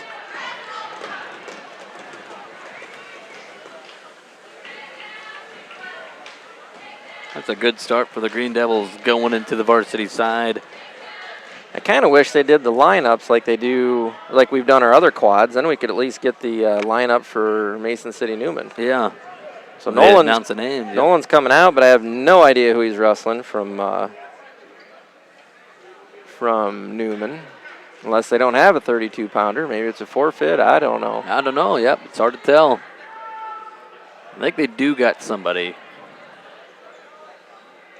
One of the wrestlers got his headgear on and, yep, making his way over to the score table. Nolan Burns will take the mat for the Green Devils. Are you sure you don't want to take the headset off? No. This is better. This is better at keeping on. I appreciate your help, Josh. You always do a tremendous job. All right, so we got George Schmidt for Mason City Newman, who is actually the son of my informant from Newman. Okay. So did not know that. George has put his time in. He's had a good career over the years and done some extra wrestling, so this will be a good match here. Good wrestler for Nolan, good competition. Nolan shoots in on the leg, but a good sprawl back. Tries to shuck him by, but Nolan catches him. Now here's a headlock. Got to body lock that and try to roll it. Try to roll it through. He's trying to listen to you again, trying to lock his legs. Got to watch your shoulder there, Nolan. Got to scoot to your hip. 115. That's going to be a pin win for the Knights.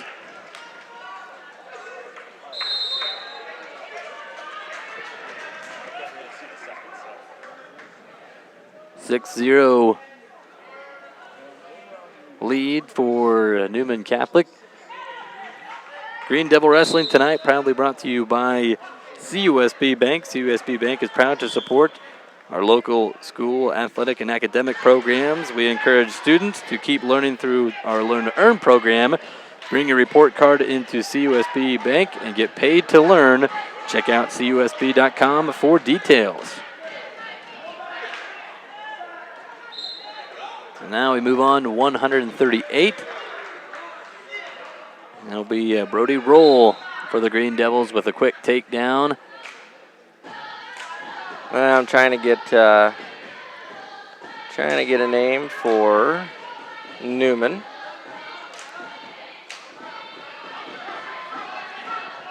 Brody got a chicken wing in. Now he's going to go chicken wing in half. When you can get that in, it is tight. He keeps it. Loses a chicken wing, but he still does have the half.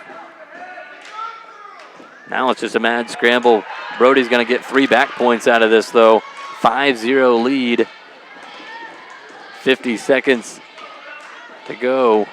And Will Gribben is his Newman opponent. That's all I know. Just a name. Will Gribben. No age. Nothing else. Will Gribben.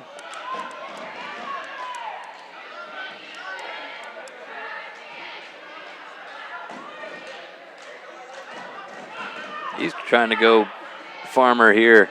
Now no double chicken wing. Double chicken. Looked like he was going to try Farmer, but now switching it to a double chicken wing. He's getting some backs. Tough to get out of. That's in tight. There it is.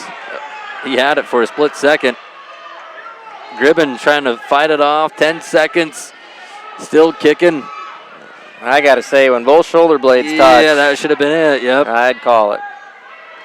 There it is. Right there. Yep. 1 second exactly on the clock. Brody Roll gets the fall. He gets it done. I was talking to Coach Finn about last week, and he said Brody Roll's a monster. The kid's a hard-working kid. Good football player. He did all the dirty work in football. I mean, the kid, wrestling 138 pounds, and he would play D tackle, D end, linebacker. Didn't matter on the football team. He would play wherever they put him. Hard-working kid, and gets the fall in first period here for the Green Devil Wrestling team. So this is Ben Jacobs. Ben Jacobs for the Knights. And my informant tells me that he's a state qualifier from last year. Okay. So the match of Spencer Newberry, the freshman for the Green Devils. His wrestling career off to a pretty good start. With the takedown in this match and looking for more. There's some backs. That's in deep. Should be there. That's tight. Spencer had a fall in the first period against West Hancock. He's got another one here against Newman. 2-0 on the night. And the Green Devils now take a 12-6 lead through 3 weight classes. Now I'll ask you a question. Have they always done it this way in Iowa after duels and matches? The opponent doesn't go shake the other team coach's hand. They don't do that. Do they do that where you come from? Mm-hmm. Yeah, after every match, yeah, we would always go. I don't know if we had to do it, but you just growing up as a kid, seeing wrestlers do it, you just always went and did it. So I just noticed here in Iowa that they don't do that. We used to do it a lot, and then I don't know if maybe the state came out and said, you know what, you shake hands at the end anyway. No need to go over and shake it. Do it again, and just keeping the flow of things going. And, and maybe you've had some situations, too, where you got a heated match and a kid goes over. You don't want him to say something either. Maybe it's best to just let him cool down. And I don't know. I know it used to happen, but you're right. I haven't seen it this year. Yeah. And I don't know if that's a state. Sometimes the state comes out and issues these rules, and that might be something that they said is they said, hey, no more of that. We just want to simply keep things moving along. You shake hands at the end and call it good. So, I don't know. Good question. Mitchell Shatanis for the Green Devils taken down. He's trailing 2-0 as we'll get Cameron Black, a junior. Cameron Black with the 2-point lead.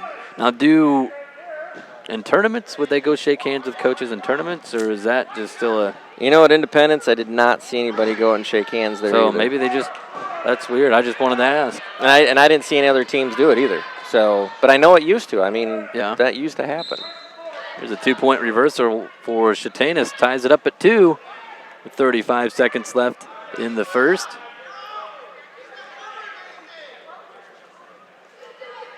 He's got a cradle locked up, but falls to his back. Black's able to get the reversal, and now Shatanis in trouble. 20 seconds, edge of the mat, but it's not going to matter. Black is going to come away with a fall. And we are now tied at 12 in the team score through 4 weight classes. So now we're putting Colin Muller back up to 160. And this is Jake Smith, a senior for Mason City Newman, taking on the freshman Colin Muller.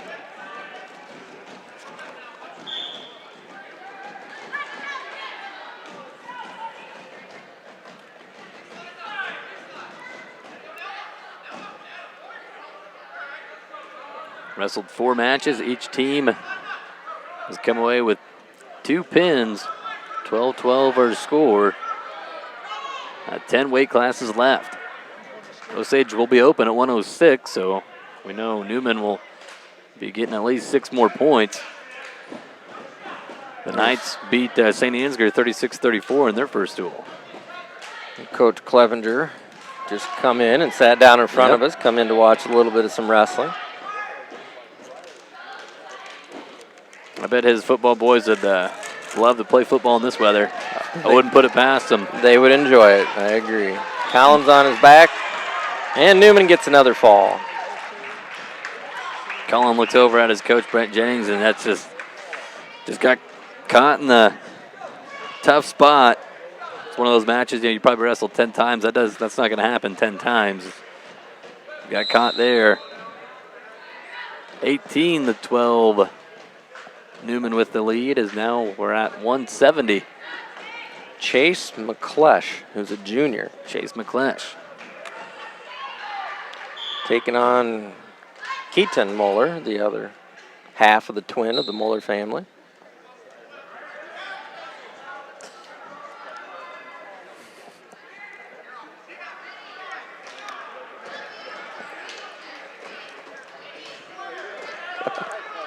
Oh, Josh. Having a good time with Coach Clevenger. Yeah, to get his attention. Yep. Great man, well respected, not just in St. Ansgar, but from people that I've met in Mason City, has nothing but great things to say about him.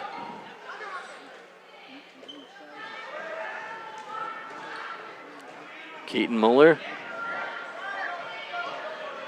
for the Green Devils, a sophomore. Wrestling varsity at 170 tonight in place of Zach Williams, who is out. Taking on Chase McClesh for the Newman Catholic Knights. McClesh with the throw. Muller on his back, 45 seconds. That's going to be a fall for McClesh. Kind of zinging right on through this dual meet here. A lot of falls. We are.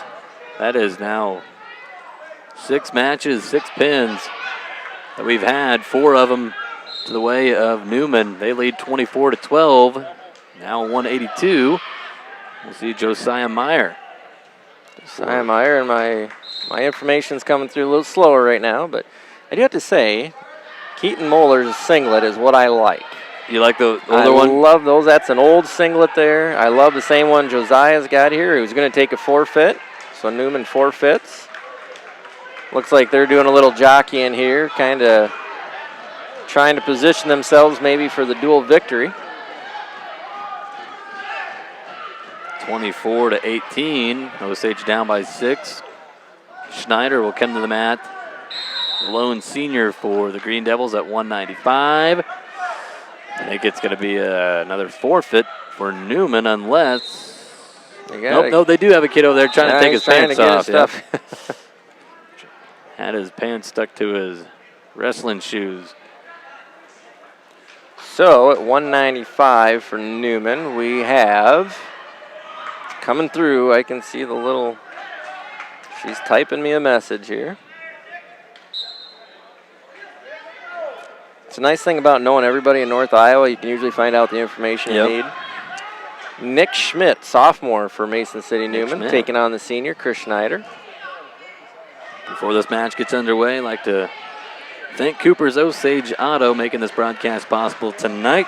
The ASE certified technicians at Cooper's Osage Auto have over 50 years of combined experience, which means they can pretty much do anything from a simple oil change to a transmission swap. Cooper's Osage Auto has you covered. Get ready for winter. Stop in the Cooper's Osage Auto today, Highway 9 in Osage. Nice job there. Chris Schneider gets the trip. Throws in the half. This will be a nice win for the senior. Helping the team out, get some bonus points here. A fall would tie it. Green Devils down by 6. 3 back points coming. I don't think we've wrestled into the second period so far in our first 7 matches. No. We almost went 8 for 8, ending in the first.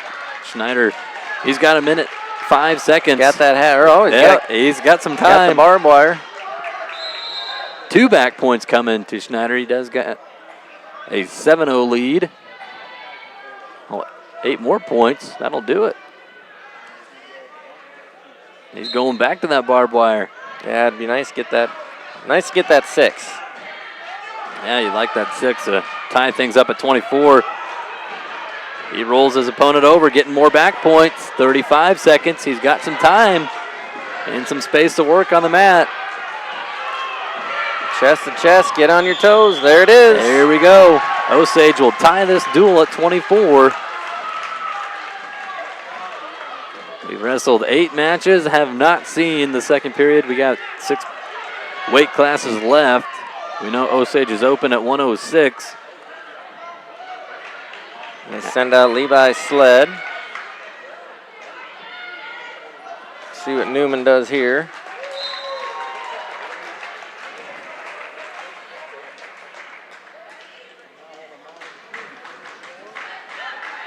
I think it's a forfeit. It is. Levi with 6 points for the Green Devils. 30-24. Osage back in front by 6, and now we move on to heavyweight.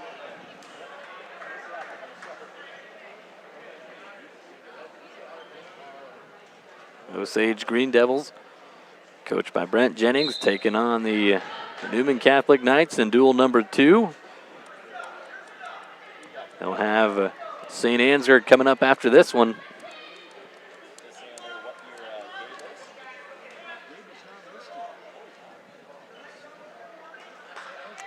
And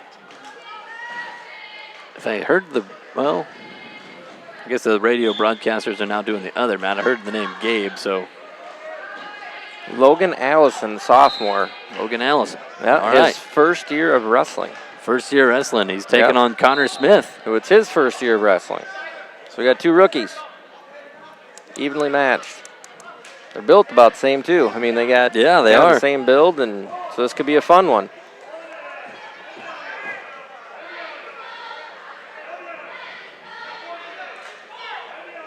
The winner of this match is the guy who can shoot a single and take him down. Probably. A knee pick, a snap down, bear hug, side roll underneath. you know the game plan for the big guys. There you go. Connor just testing the waters. Wanted to check his balance there.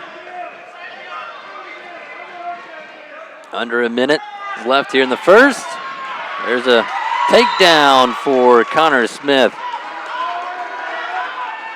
Nick Schmidt, you said?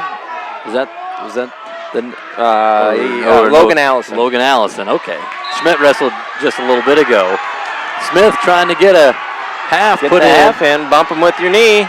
Use that chest. 35 seconds here in the first. Now getting back points. And he's got the fall. Connor Smith with the pin win for the Green Devils at 285 pounds. Puts them up on the team score, 36-24. The Knights will pick up 6 points here at 106 as the Green Devils are open at that weight. Makes the score 36-30. As we move on to 113 pounds. Green Devil Wrestling brought to you by Mitchell County Regional Health Center. Mitchell County Regional Health in Osage is here for all your rehabilitation needs.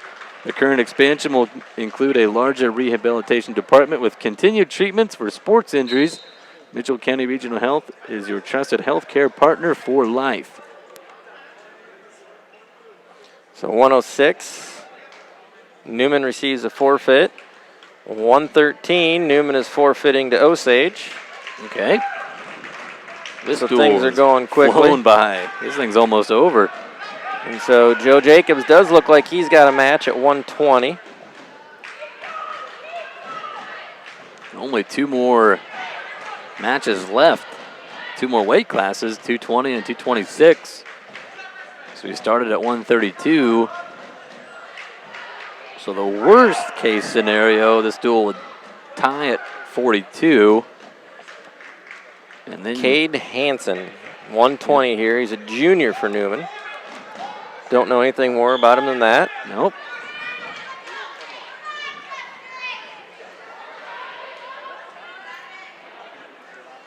Joe Jacobs. He's got a quick takedown in the first 12 seconds. Willing to bet, Joe sticks a leg in and starts riding tough. He's good at that leg ride. 1 point. No, nothing yet. There's the escape. 2-1 the score. Fun match here, little activity. Yeah, these guys are getting after it.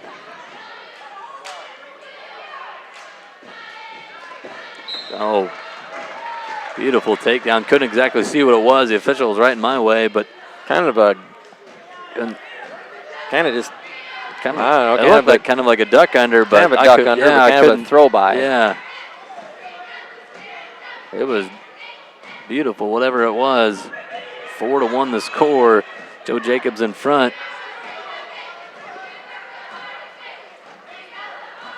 50 seconds to go in the first. We have not wrestled in the second period this whole duel. It's either been a first period pin or a forfeit. They're on 152 on the other mat. Yeah, St. Ansgar's leading that one 9-3. So might see a few JV matches in this one. Joe Jacobs looking for the tilt. He's up 4-1. 25 seconds. He's got a little cheap tilt. A 2-on-1. He's got a 2 count for sure. And they give him the 2, breaks the move.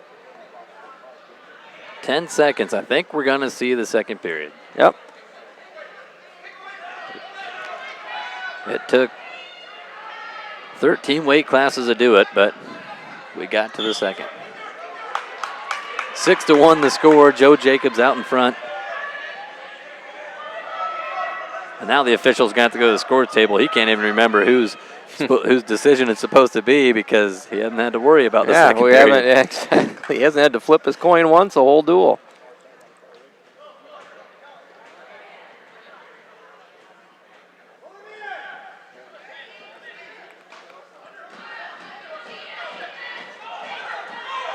Good crowd from Osage across the way tonight.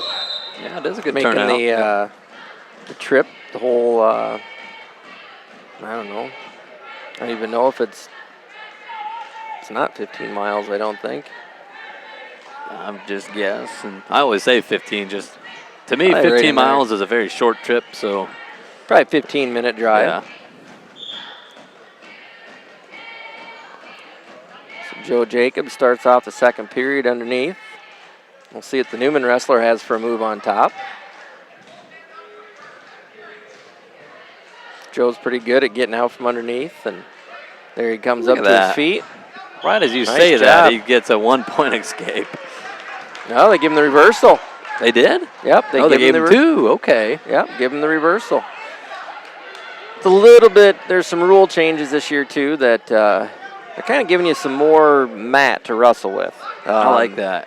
Yeah, I mean, I think as long as, if you have his shoulders off the mat, you can still have the fall as long as you have, I believe it's both feet Inbounds. I think college might be 1. You can Yeah, still college, get the fall. he's going to have 1. I know that, yep.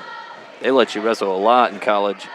So, yeah, high school wrestling kind of following some of the college wrestling a little bit and giving them a little bit more mat space to get, and I didn't really know that until the first, I was down at the Independence tournament. One of our guys had a kid on the edge of the mat, and I don't think the kid realized it himself, and he kind of gave up because he thought they were just going to get a whistle call. Yeah, you used to not be able to get pinned outside the mat. And the kid was kind of stunned when he got up, and I looked it up, and I was like, sure enough, rule change this year. Joe Jacobs got control of the right arm. 45 seconds to get these bonus points. Any win here for Joe Jacobs in this match would give Osage the dual victory. They lead by 12. 2 weight classes are left.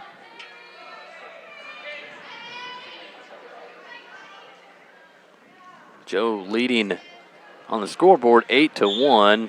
Now it doesn't matter because it's a win by fall. Osage out in front by 18, 48-30. They're going to get the dual victory as we move on to the final match of this duel, 126. Quickly before that, I'd like to thank one of our fine sponsors, Eastside Automotive in Osage. Eastside Automotive reminds you that the beautiful fall will soon be past, which means we are faced with the cold and wet of winter. It's the best time of the year for your car to be checked over to make sure potential problems are taken care of before you find yourself stuck on the side of the road. Eastside Automotive technicians are trained and certified to make sure your vehicle is ready for winter weather. Located on Highway 9 in Osage. This is the last duel, or last match of the duel, and we got Jacob McBride, who is a ranked wrestler for Mason City Newman, taking on Ryan Adams. So Jacob McBride had a good season last year, got down to the state tournament. I'm not sure if he placed or not, but his ranking... Eighth. Coming in the preseason rankings in Class 1A. Yeah, we got, he wrestled 120 last year. Nolan had the luxury of wrestling him right away early in the season.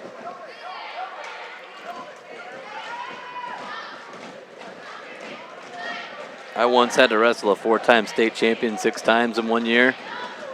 Longest 6 minutes of my life. Sure. Hey, at least you went 6. Yep. I was proud of that. That's a moral victory for me.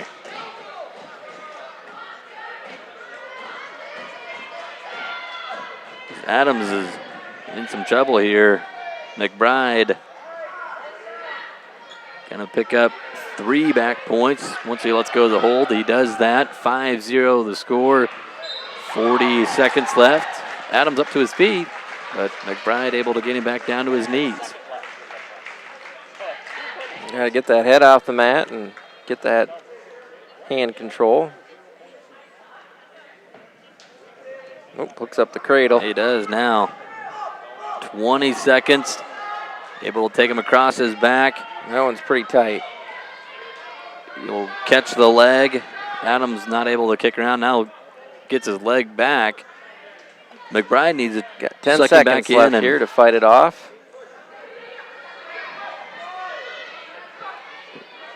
I think he's going to do it. He does. So he holds him off, an 8-0 lead for Jacob McBride going in the second period. Decision for Osage will be Ryan Adams. He'll go bottom. McBride, junior for Newman Catholic.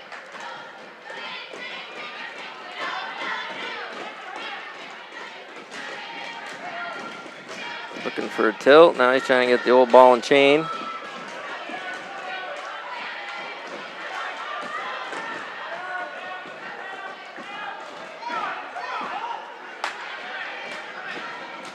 Adams doing a good job on bottom, fighting for his hands. Yep. Credit to McBride on top, though, working from many positions. Potentially dangerous. Signaled by the official. They stop the clock with 1:26. They'll reset. 8-0. McBride with the lead on Ryan Adams of Osage. Trying to suck him back here. Nothing yet. There's some back points coming for McBride. Now he's moving up on it. 1 minute to go, second period.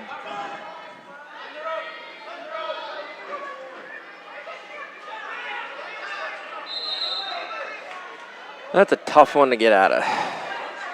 Keeps fighting, though. Got 45 seconds left. He's a fighter, that's for sure.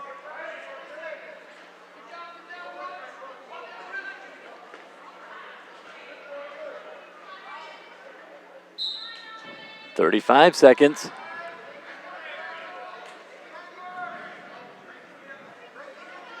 Adams still fighting away, and McBride will finally get it done.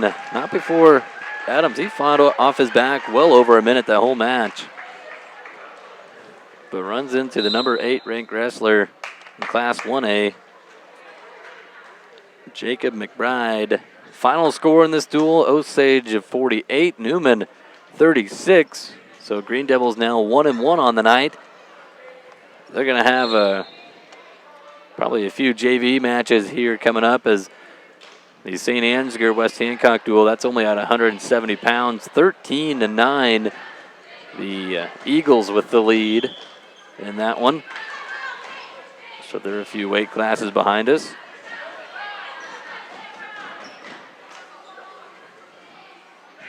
I think we got, looks like John Grady out here for another JV match. Getting lots of wrestling time tonight. His second match in less than an hour. I'm sure he's used to it, though. You get up in the wrestling room and practice, you're just constantly moving.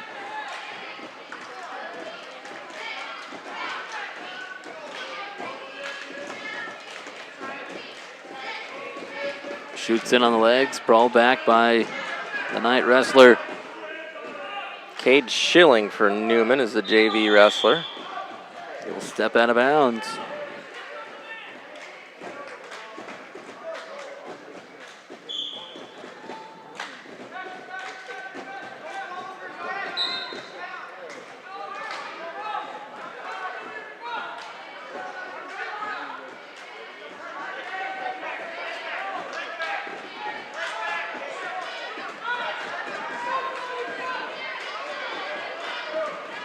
a 2-point takedown for John Grady.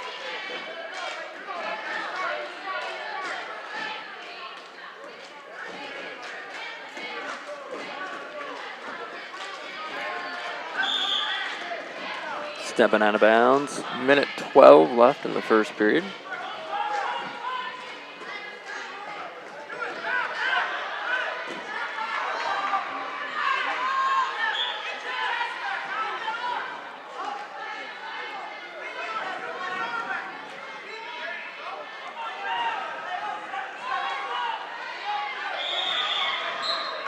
Ted Schilling, name of the wrestler for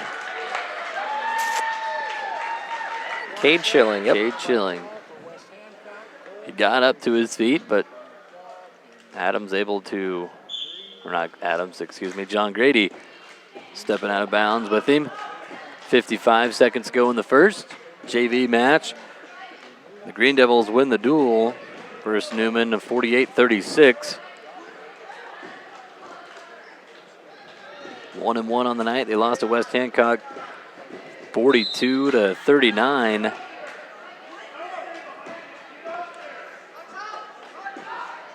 John Grady gets caught in a Peterson, and Schilling's getting back points. Got a full 5 count, so 3 back points coming his way. That would put him in front, 5-2. 20 seconds left in the first. Grady with a reversal 2, and he's got some back points. 10 seconds, short time. They go out of bounds with 7. So, should be 5-2, then a reversal 2, and 2 back points for Grady. I think it should be 6-5. So Grady got the initial takedown. Got the takedown, then a reversal for. 5, and then Grady got 2 plus 2 back, so 6-5. Yeah, it should be 6-5. They got 4-2 on the scoreboard.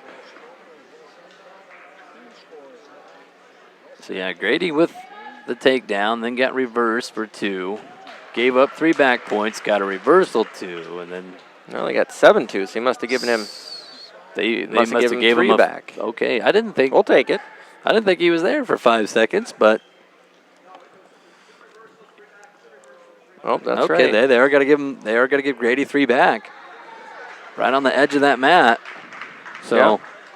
7-5. Yep, that's the right score.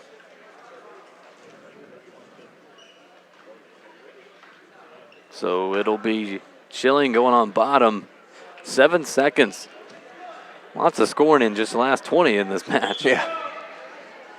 Schilling quickly up to his feet. 3 seconds, 2, 1, and nothing. Technically, you get 5 seconds, take him back down. That could have been, a stall warning on John Grady. See, I was one of those coaches that'd sit over there on the sides and I'd start counting out loud, like, come on, you got 5 seconds. That's what I like about college wrestling. As soon as they get up to their feet, you hear the official. That's his authority. He starts counting out loud. That way, the wrestlers know where they're at. And once when he hits 5 and you're still on your feet, there's a stall. Yeah. Here's a caution. 2 cautions in a row on Schneider. 3 is 1 point. Wasn't getting his chest in the right position on the cover.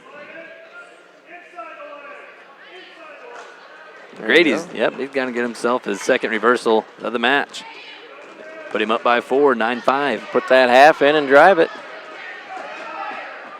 Look for a cradle. Doing a good job working on top, not just sticking with one move. Always have a bag of tricks in your pocket.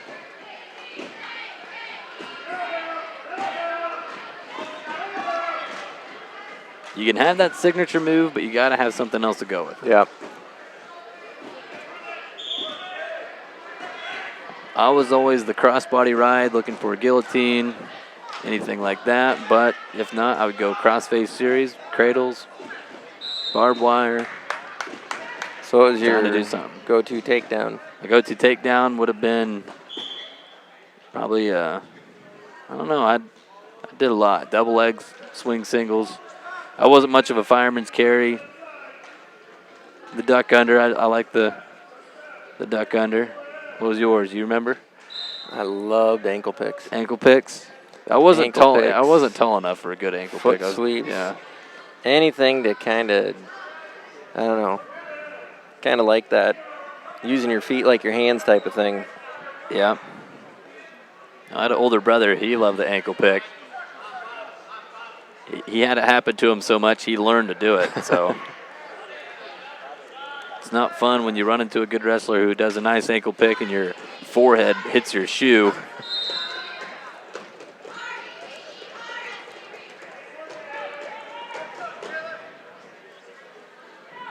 Grady leading 9-5. 15 seconds to go here in the second period. JV match between the Green Devils and Newman Knights. He's got a chicken wing. Now he loses it. 5 seconds. Looks like we'll go to the third for the first time. Varsity duel or JV match. I don't think we've been in the third period between these two teams. Nope. Only had one varsity match of the 14 weight classes go into the second period.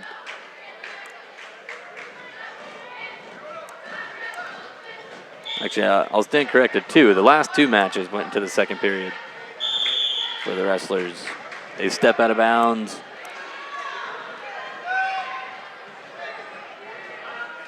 John Grady leading by 4, covering on top.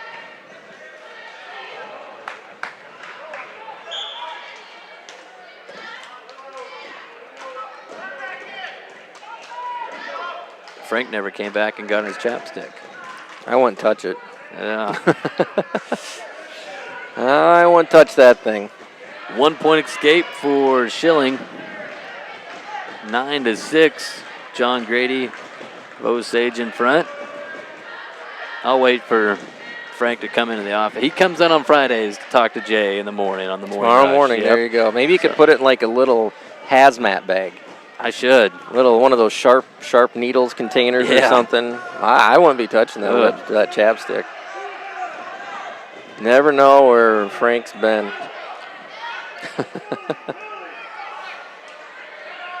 Kind of a short fireman's for John.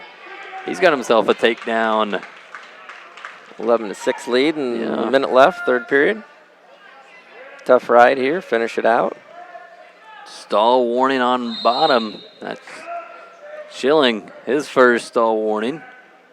That actually could have been on John Grady too. He was just riding the hips parallel. But now Grady working on top. Going power half. Back points coming. He's got a 2 count.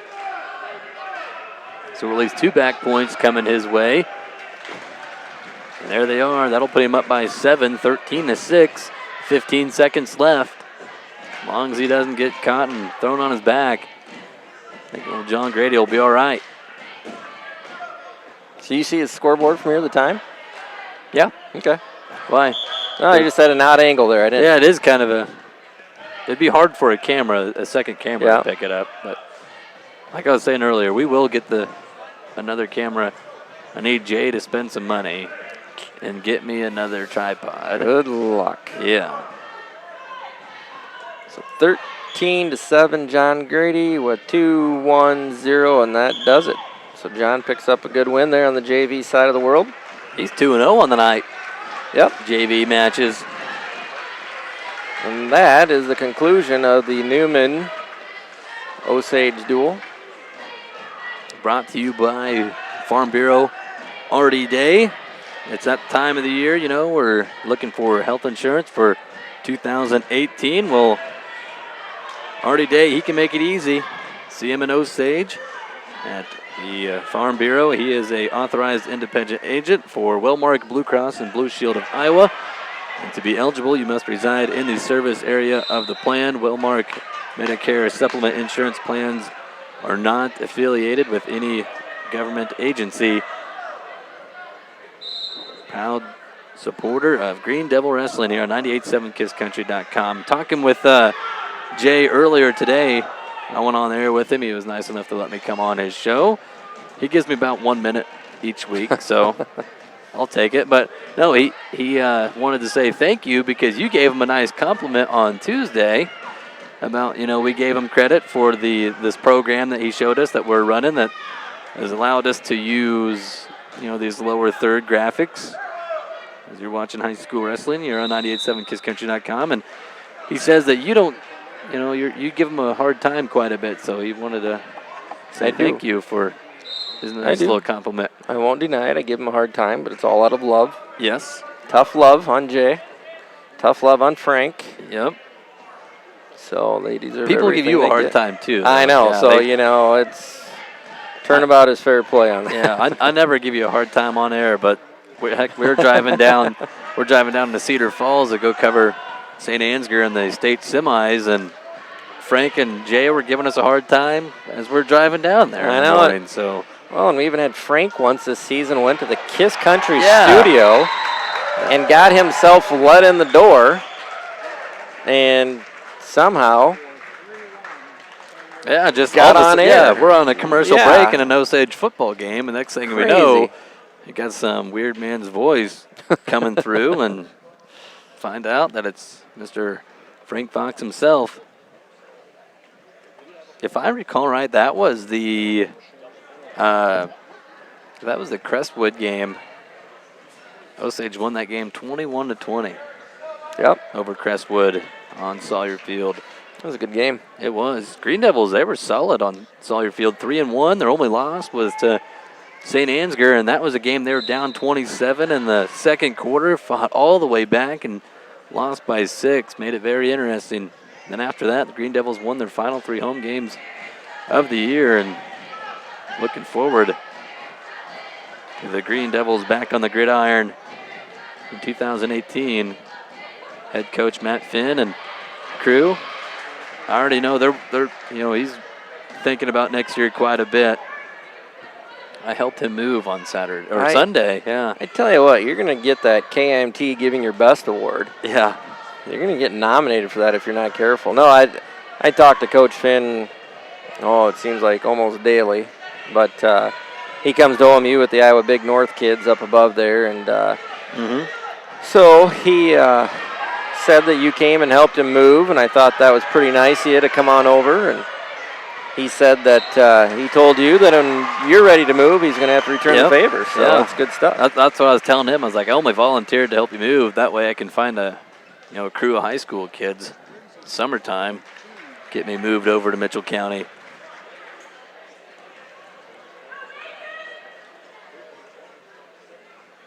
Well, we're at 1:13, it looks like, on the St. Ansgar Newman. 3 more weight classes left in that one. It's close duel still. Yeah, it's 34-21. 34-21. Why not? Or St. Ansgar, West Hancock. You going to move the camera over? Just help you out. Sure. Matt will be on next anyways. If I can move things good enough. Look at that. We can even get it where you can see the scoreboard too. Kind of. People are probably wondering what's going on. You can kind of see the scoreboard. Got a basketball goal in the way. Now take our lower graphic down. Now you can watch a match. I'm not sure why they put those metal things hanging from the ceiling in these gyms, do you? Yeah. You know what they say? The sight I adore on a basketball floor is wrestling mats from door to door. Yep.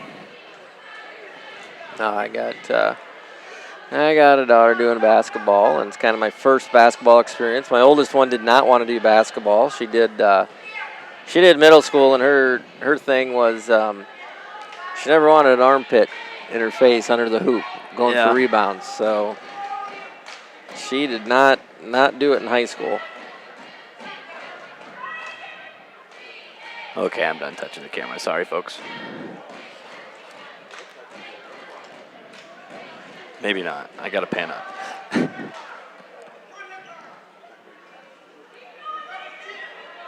There we go. There you go. That's a little bit better shot for you. Yep. That's the mat will be on next. Green Devils taking on St. Ansgar. Kind of some bonus coverage. St. Ansgar Saints and West Hancock Eagles. West Hancock leading 34-21 with 3 weight classes left. So this duel ain't over. You should have got John Coster to do a sponsorship since we're doing a little St. Ansgar Yeah. wrestling here. He only has 3 different entities we could have. Got Garrett Coster wrestling, I think, heavyweight?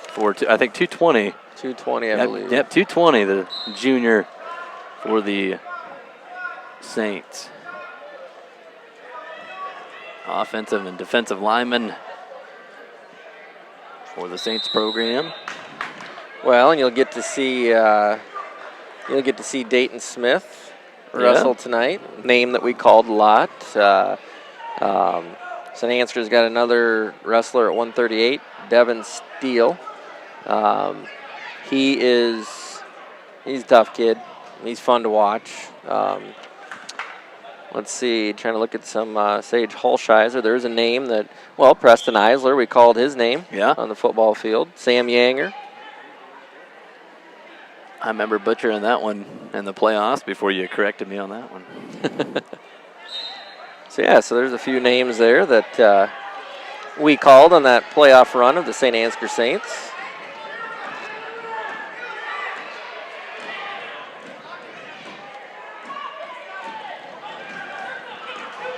So 113 pounds. If we figure out who the wrestlers would be.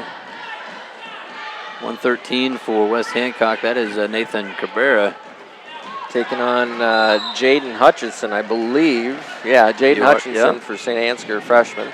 Is Cabrera leading that one?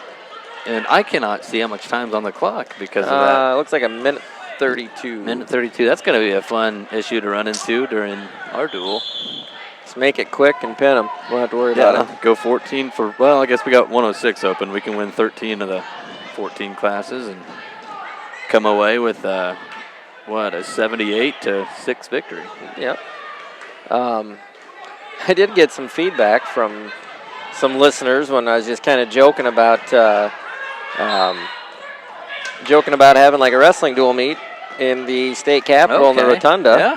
I had people who are like, I'd pay for that. I'd buy a ticket to see that. So if we weren't broadcasting, I'd go down there and pay for it. Well, we're going to be broadcasting. Yeah. We got first rights to that. We need to get it done. It's my idea. We got first rights. I'm already named it, so I'm calling it the Rumble in the Rotunda. That would be awesome. Be fun to have something with Iowa State and Iowa in there, but man, I don't think you can allow the whole state of Iowa to go into the Capitol building. It might not be big enough, huh? Be a great way to raise some money. So they're restoring the state Capitol dome right now. So maybe a little extra money in the state coffers. I bet people would pay good money if you could limited edition type of thing and be like the hottest ticket in town, and maybe it'd be like Super Bowl worthy. You get like $1,000 a ticket. Get some big donors. And I just remember when we talked about that Iowa-Oklahoma State duel that they had out on the football field. That place was packed for a wrestling duel. Just imagine,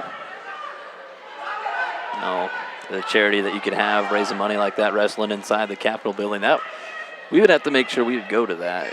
If we weren't broadcasting it, we would have to go.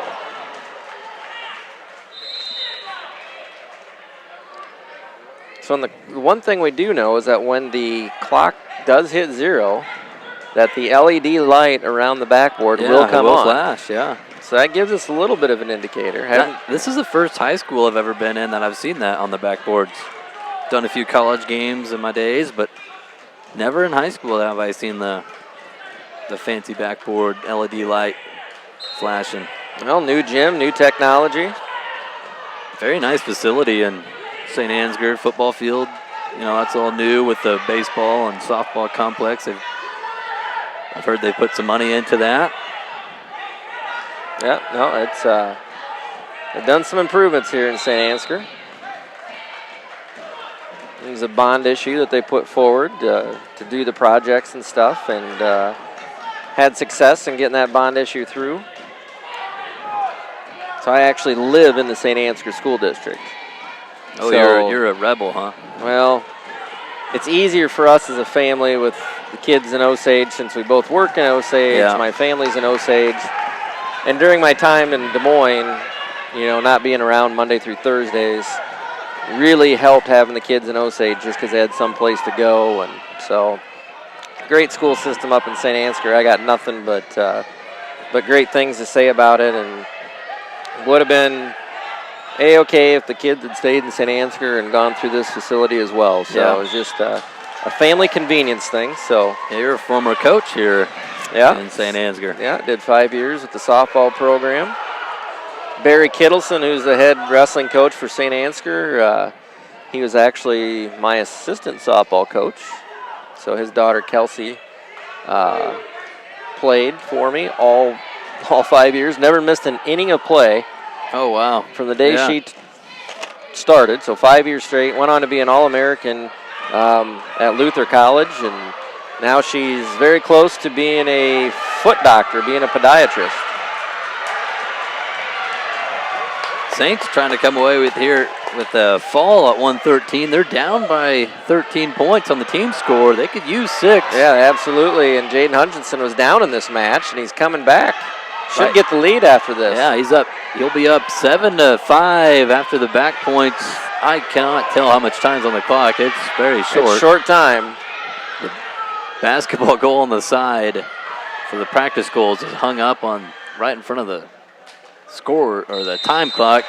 Third period will expire though, and it's going to be a 7-5 win for Hutchinson. Nice job coming back there. 3 points for the Saints. They're going to be down by 10 going into the final 2 duels. Final 2 weight classes, 120 and 126, as they started at 132. So just like football, this game is neck and neck with these two teams. Was it 21-20? Was that the final score in that football game this year with St. Ansgar and West Hancock? I know it was very close like that. So double forfeit at 120. Oh, so that's going to give West Hancock the dual win. And then a forfeit to St. Ansgar at 126. So final score will be 34-30 in that one. So the Saints, they're going to drop their second duel tonight. They lost by 2 to Newman. They lose by 4 to West Hancock. Osage 1-1 on the night. Lost to West Hancock, beat Newman, and now we get the Mitchell County rivalry. Final duel tonight for the Osage Green Devils. Green Devil Wrestling here on 98.7KissCountry.com. Brought to you by our great sponsors, CUSB Bank, Mitchell County Regional Health Center, Farm Bureau Artie Day, Eastside Automotive, and Cooper's Osage Auto, proud sponsors of Green Devil Wrestling. We get ready for the final duel. Green Devils had about 20 minutes to themselves to cool down and relax a little bit. Yeah. Got Coach Clevenger. Coach Clevenger's coming up here to shake our hands. Yeah. So we are. He refuses to put on the headset. He doesn't want to come on air. Well, you can summarize the football season in your thoughts. He says it's a good season, so we had fun. We had fun covering you in the postseason, so. No. There we go. No one, yeah.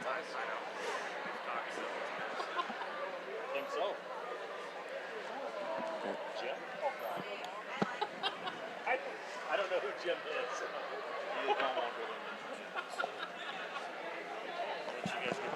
Yeah. Nice meeting you. Yeah. See ya.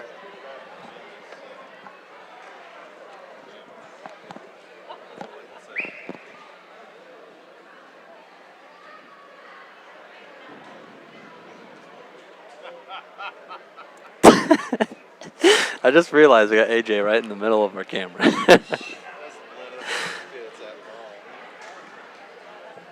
Oh, that's got to be fun. I hope, if you're still watching with us, folks, we're just having a great time, getting ready to go for a final duel. 8:15 our time on a Thursday night. High school wrestling in the great state of Iowa. That's definitely different quad than we've had last year.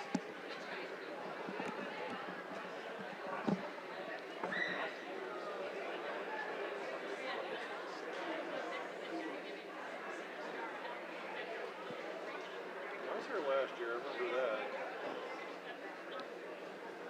We don't even get out of our own way. No. Nope, not at all.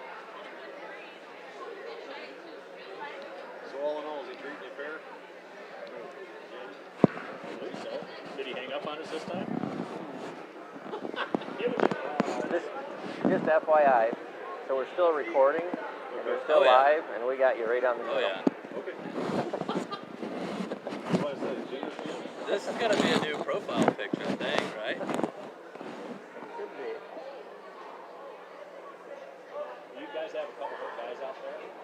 There's a Skin disease, Yeah. what? skin disorder. Skin disorder. Yeah. Last year, this was quad that all of our guys got it from. Oh, really? They said St. Ansgar, you guys got it from. We're holding ours out. So we're doing our part. Oh, yeah, because we struggled. We had like the week after, you know, it takes about a week. Okay, or about 2 weeks after Christmas. That's one of those like, we just cancel out, you know, we're going to throw out what's out there. And so they were bouncing people all over the place for weights, you know. Once you weigh in a half a pound heavy, so you go up 2 weights at most. Oh, it's up pretty good. Need a candy bar, come back and see me. Yeah. Yeah, last year I was Well, we are back underway as Got that Cliff Keaton. Keaton Muller comes Yeah. out, gets taken down. So I believe a JV match here. I think. I'm not sure. Yeah, it'll be JV. They'll start at 138. I've kind of noticed what they've done in these quads. They pick a weight class. That's where they start at. And then the next round, they go up one weight class. The next round, they go up another. So I don't know if that's an Iowa thing or not, but I've caught on. Keaton Muller, though, gets taken down, gives up 3 back points. Down 5-0. Trying to figure out who he'd be wrestling here. They don't have two guys listed every weight, so I'm not sure. Not sure who would be. According to the St. Ansgar program, just trying to count up wrestlers on the team. 6, 7, 8, 9, 10. If my math is right. Yeah, 10 wrestlers on the program for St. Ansgar, and they don't have any at the same weight class, but win by fall for the St. wrestler in the JV match. Keaton Muller drops that one.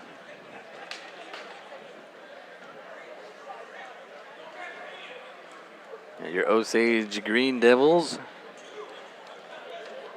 led by Brent Jennings, taking on the St. Ansgar Saints.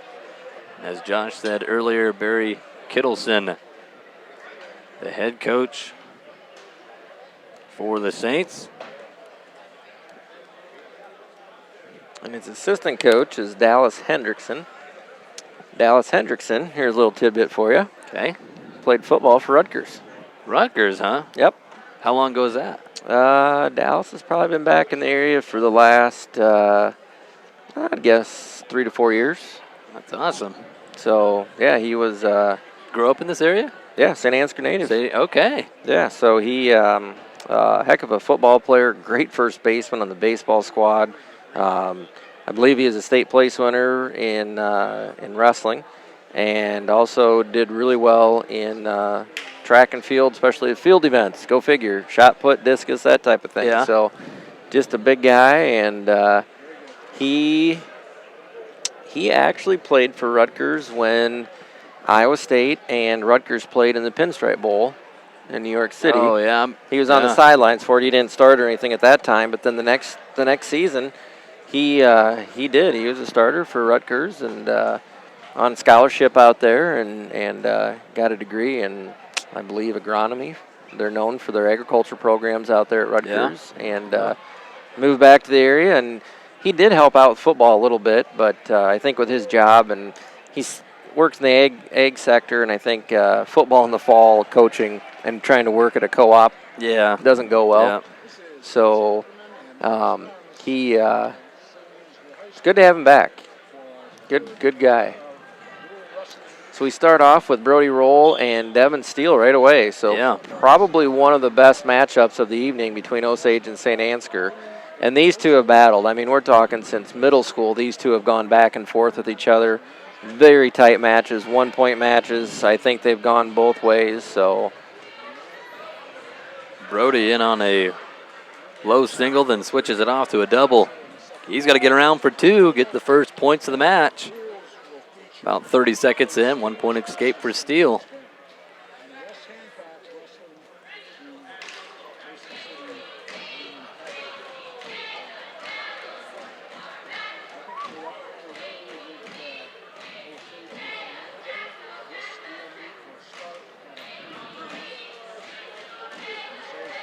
Rutgers, they played in the very first football game. Isn't that right? Very first ever college football game, Rutgers. Wouldn't surprise me. Yeah. Rutgers, New Jersey, they put out some wrestlers over there. Yeah, they have. Jordan Burroughs, the name one. I'm a Nebraska wrestling fan. So Jordan Burroughs, Olympic gold medalist for USA, 2-time national champ for the Cornhuskers. Also James Green, another guy who went to Nebraska, grew up in New Jersey on the Olympic team. Third place in the World Championships over the summer. United States freestyle team won the World Championship for the first time in many, many years. Long time. Yeah. I love that international wrestling. I pay attention to it. Yeah, it is kind of fun. Yeah. 2-1. Brody Roll with the lead, 138 pounds. Opening match of the St. Ansgar Osage duel. Saints will have, according to the program, 4 open weights. Osage will just have 1 at 106. Short time. Towel tapper out on the mat. Hard to see the clock. They go out of bounds. Still time left. Don't know exactly what's on the clock. I can't see through it. Do you have a better angle? Or No, not right now. That practice scoreboard is right in the way of the time. Into the first period, we know that for sure. 2-1 the score. Choice for Steele, I think, right? Yes. Nope, it'll be Osage choice. So Brody will defer to the third, and Steele will go on bottom. Green Devil Wrestling brought to you by CUSB Bank, proud supporter of the local schools and their athletic and academic programs. As they encourage students to keep learning through their Learn to Earn program, you can bring in your report card to CUSB Bank and get paid to learn. For details, go to CUSB.com. So Devin Steele gets an escape, ties it up 2-2. So just as we talked about before, these have been some barn burners between the two in the past, and kind of appears to be the same thing.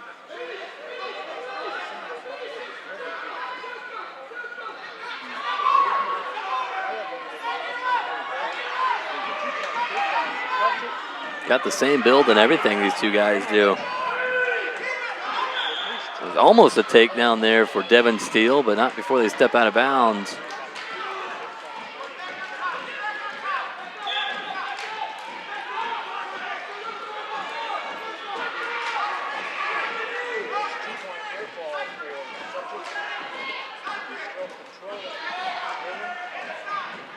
About a minute left in the second period, tied at 2.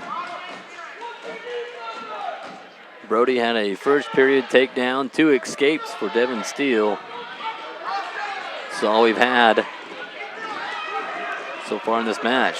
Shot in by Brody, but sprawled back, and they step out of bounds. Brody's been more aggressive on his feet. Doing a good job.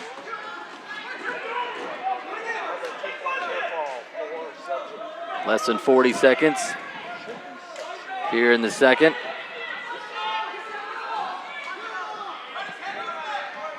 Brody will have the choice going to the third. He deferred the start the second.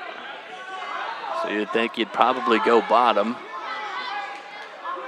Try to get the escape and then get back on his feet. Less than 20. Here's a shot in by Steele. Good counter, though, by Brody. And they step out of bounds.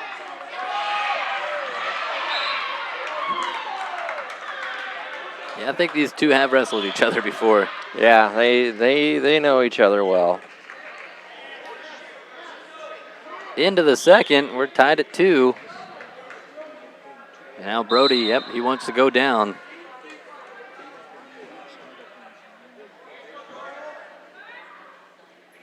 Devin Steele will cover on top.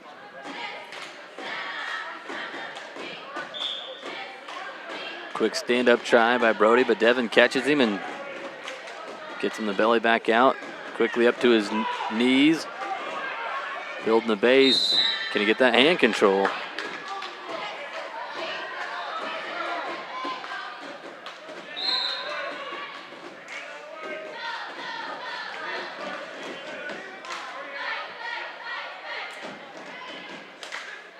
Devin's trying to get legs in.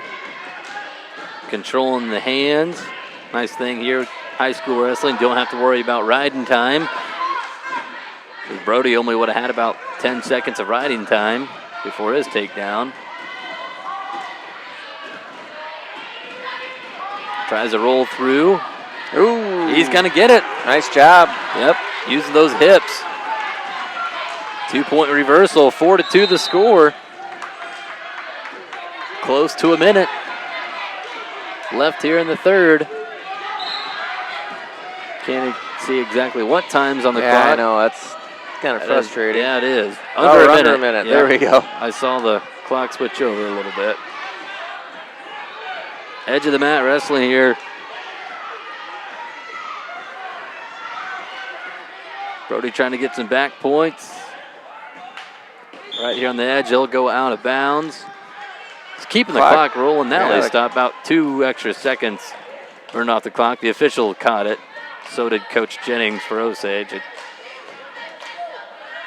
About 1 extra second or so came off the clock. I want to say they got exactly 40 on the clock. That's what it looks like.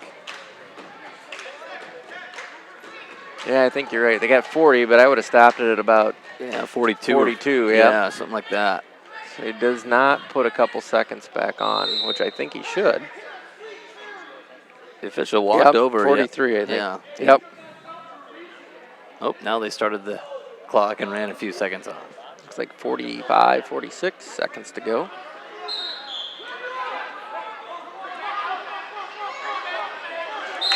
So Brody leading by 2. Opening match of this duel. Less than 30. Got a takedown and a reversal. Gave up 2 escapes.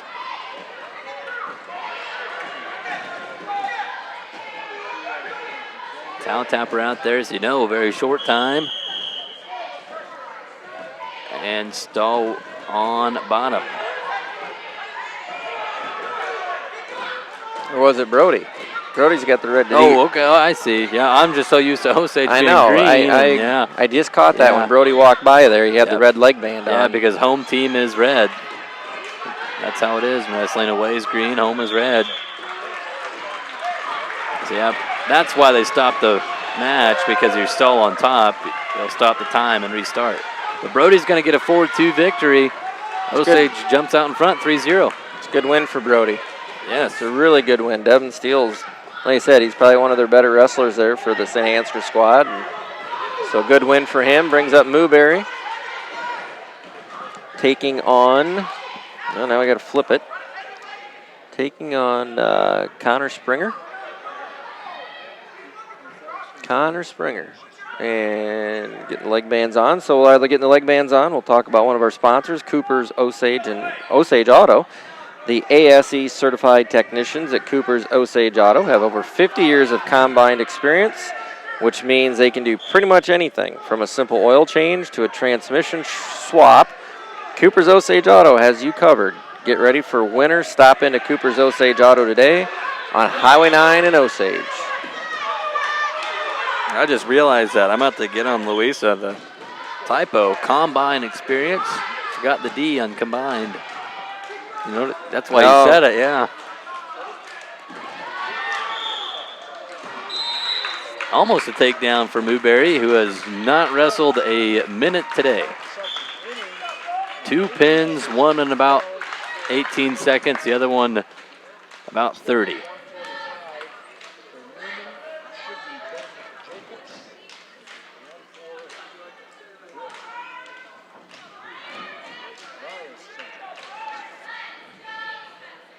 Changing the elevation, shoots in on low single. Will come around the side and get to. Newberry jumps in front, quickly throws in a leg, crossbody ride.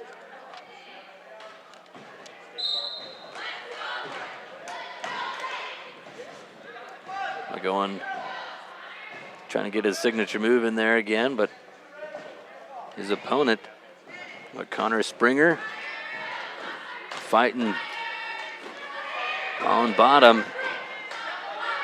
Newberry trying to stretch him out. Got both legs in, cranking on the left arm. Now getting back points. Newberry's going to get a full 5 count. Leading 4-0.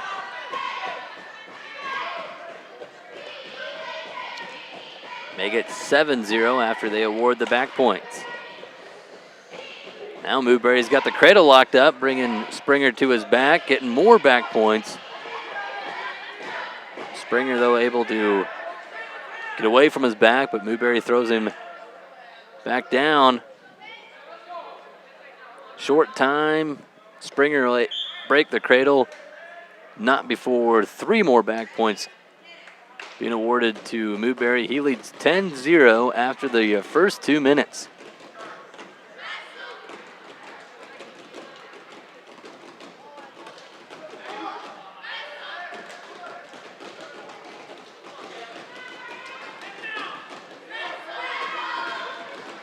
Springer will go on bottom for the St. Ansgar Saints. Newberry covers on top. He got a little high on a stand-up, but able to get Springer back down. Going to the cradle. Those long arms for Spencer Newberry. He's got the cradle locked up. Bring Springer on back. This one's in a lot tighter than his first 2, and yep, he gets the fall. 3 pins tonight for Spencer Newberry.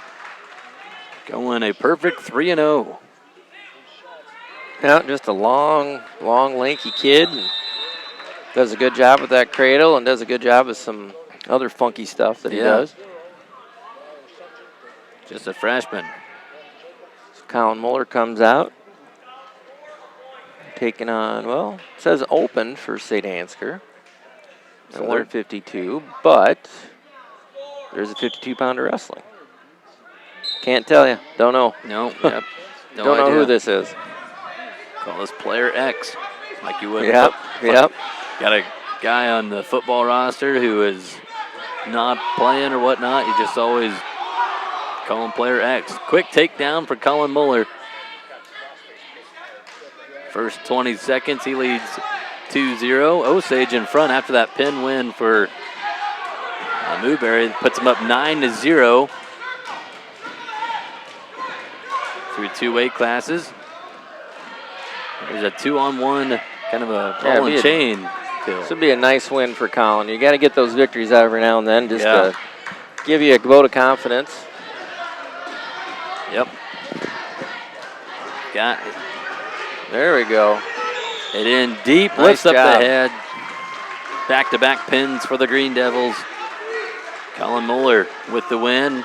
Osage in front, 15-0 through 3 weight classes.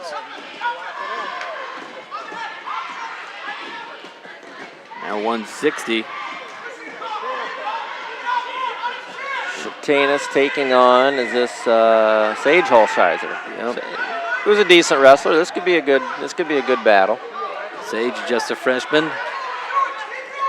Shatanis a junior for the Green Devils. Quick shot in on the leg, picks up a low single, then picks it up. No takedown. They go out of bounds. That was close. That's Shatanis close. tried to keep his feet in. Yeah, that toe was just drug out a little bit there. He caught Shatanis off the whistle, then goes right back to that little ankle pick. This time he's got Holsheiser taken down into his back. Twice off the whistle. Shatanis is quick. Trying to pick up a fall early in the first.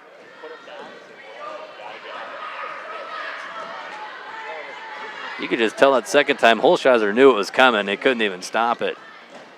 Quick off the whistle is Mitchell Shatanis. Still trying to get the fall. 3 back points at least coming his way. And there it is. Nice job. 3 pins in a row for the Green Devils. Put them up 21-0 on the score as we move on to 170. Preston Eisler for the Saints, and they're going to send out Merrick Huffman for Osage. Trying to remember what position did we called Eisler's name a couple times. Yeah, Was it on defense? I think he was a defensive end. Okay. Or no, linebacker. Yep, Okay. One of the middle linebackers since they ran a 4-4 scheme. He was one of the inside backers, if I recall right. See, if we had Coach Clevenger in front of us, we could have asked him. Yeah. We did call his name a couple times. He was a second playoff game against, I'm trying to remember, Gladbrook Rhinebeck. He was a team's second leading tackler. A quiet night. Just only had 5. I remember that game. He had 5 tackles, was the team's leading tackler because not many plays are ran by Gladbrook Rhinebeck. Only 28 snaps that game. Saints dominated. There you go, Merrick. Heavy hips. Yeah, very heavy hips. Snapping Eisler down. Nothing. 0-0 still the score. Eisler now picking up Huffman. There's 2 points awarded for Eisler. Now he throws in a half. Merrick in some trouble here. Less than a minute.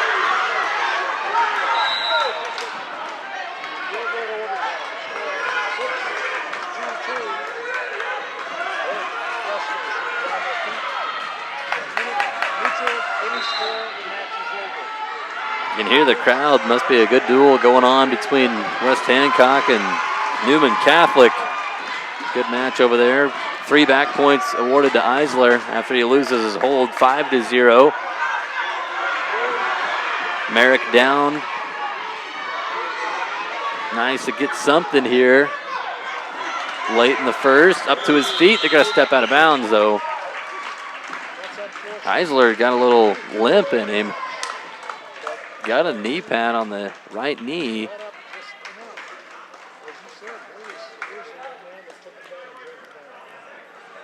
Huffman will go down, and Eisler will cover on top. It looks somewhere around 13 seconds, I think, on the clock.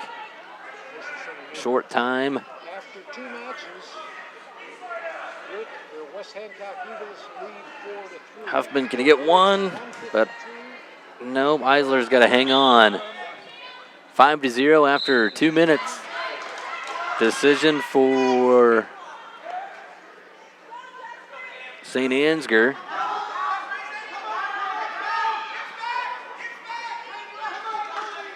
Eisler defers. And Huffman will go both up.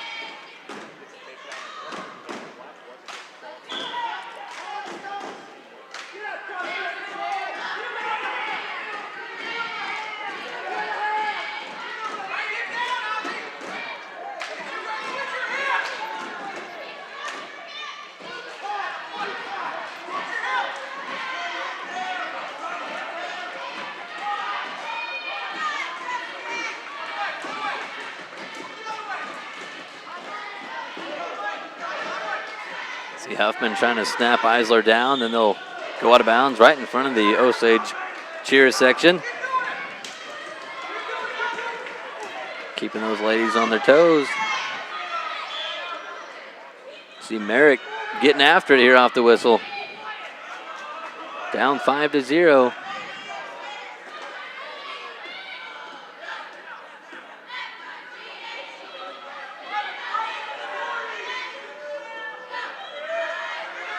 Well, this is, I mean, last year, Merrick a couple times, get behind, and he's got gas in the tank, so don't count him out just because he's down 5-0 here. And yeah.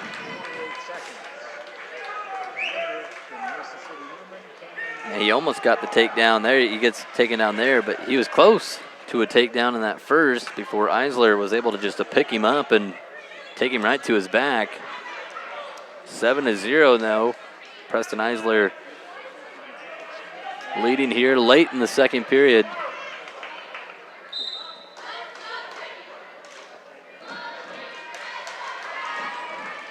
Eisler's got 2-on-1 on that left arm.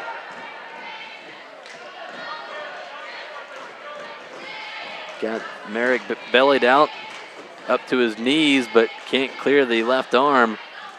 Trying to go with the tilt.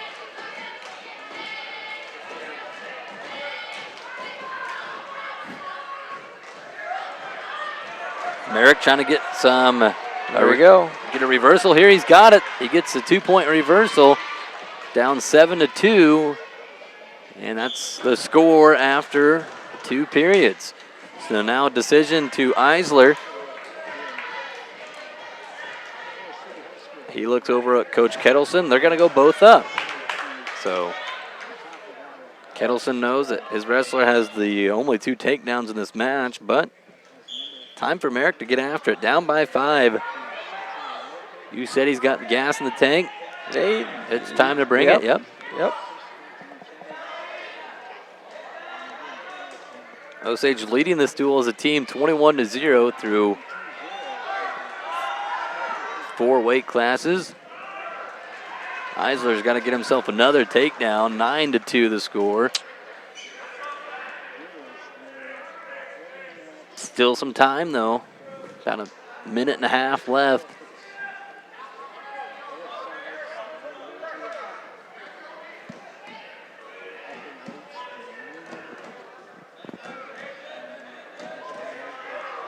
Ooh. Careful there, Merrick. Yeah.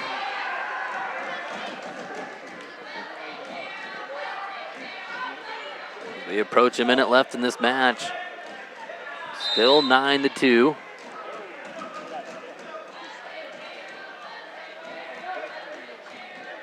£170. St. Ansgar Saints and Osage Green Devils.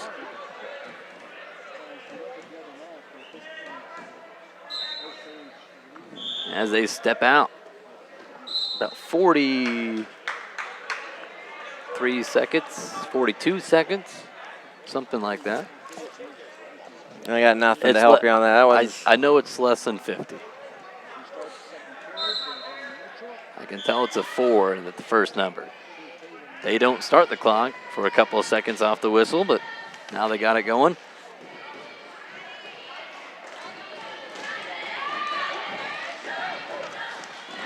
Merrick Huffman down 9-2, less than 30. Eisler's been tough on top. Trying to run the half now. Any back points here would be a major decision right now, hanging on by 7. Need 8 points or more for a major decision.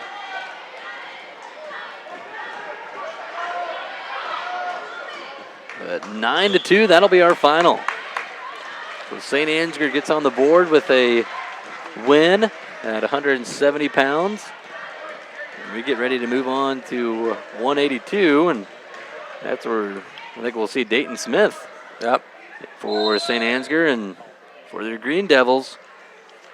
Josiah Meyer. The junior, taking on the St. Ansgar senior. I never did see if I'm assuming that Dayton, in all likelihood, I'm sure he was an all-district football player.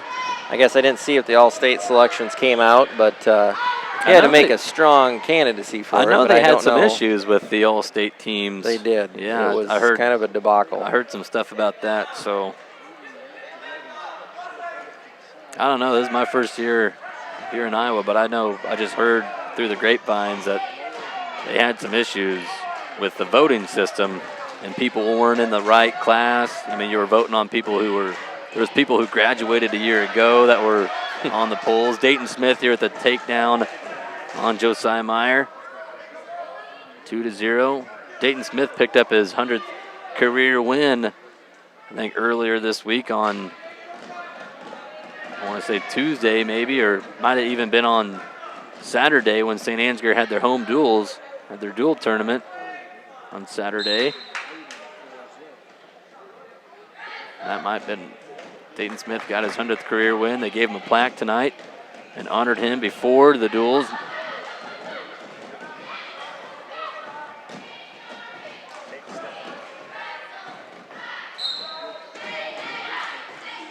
Meyer not giving up much on bottom, making Smith work.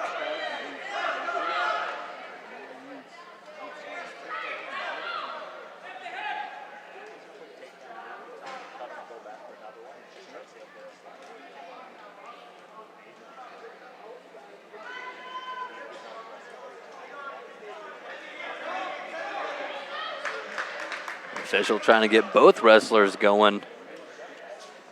Really not too much. I mean, Dayton Smith putting all the pressure on Meyer, but Smith now trying to work with a chicken wing and getting back points. Short time. Tail Tapper's out there, but Smith, yep, he'll get the pin win. There's a Kansas thing right there. Towel Tapper. Towel Tapper? Yeah. Oh, what do you call it here? Towel Boy. Towel Boy, okay. I love it. I was a towel tapper for a very long time. I was too. I loved it. That paid my way into a lot of home tournaments when I was a little kid. I would always go up to the head coach and be like, I'll do it. I'll do it. I want to go out there, and it was fun. Made some relationships with some officials, and then when I was in high school wrestling, it's funny, my very first varsity match, I went out there to go wrestle, and the official was just like, I remember you. I just thought that was the coolest thing ever. And then, yep. Nope, I'm right there with you. Yeah. So Chris Schneider comes out, gets takedown. Yes, he does. First 20 seconds. Green Devils leading now 21-9 after Dayton Smith picked up a win for the Saints. So lead has been cut to 12 points. They go out of bounds. Green Devil Wrestling on 98.7 at KissCountry.com. Brought to you by Eastside Automotive. Eastside Automotive reminds you, with this cold and wet of winter approaching, it's the best time to have your car checked out. Make sure potential problems are taken care of before you find yourself stuck on the side of the road. Eastside Automotive technicians are trained and certified to make sure your vehicles are ready for winter. Located on Highway 9 in Osage.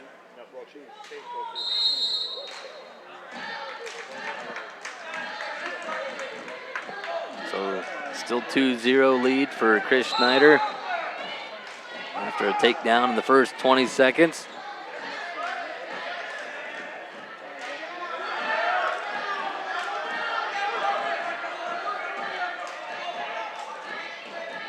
His opponent, according to the program, is open. Yeah, kind of. Yeah. Program's kind of incomplete tonight. Just completely thrown off when Newman didn't send in a lineup, and you could just, it seriously says on the program, Newman, no lineup sent in. That's exactly what it says for their team area. And then, yeah, here at 195 for St. Ansgar, they say open. Chris Schneider, though, we know he's not open. He's leading 2-0, and good ride on top. Working each side. Lone senior for the Green Devils. Open up to his feet, and we're going to get a 1-point escape. They're going to award the escape. That was bang, bang. I do think it was, I think he got away before the towel boy made the towel tap. Yeah. So just as difficult as they had with trying to do an all-state selection, how they fumbled that this year. Yeah. I can't even find the all-state selections. Like, I do a Google search, I can't even find it. Yeah. All I can find are articles about how bad it was. It was weird, yeah. The new electronic voting, and I heard, you had guys who graduated last year who were on it.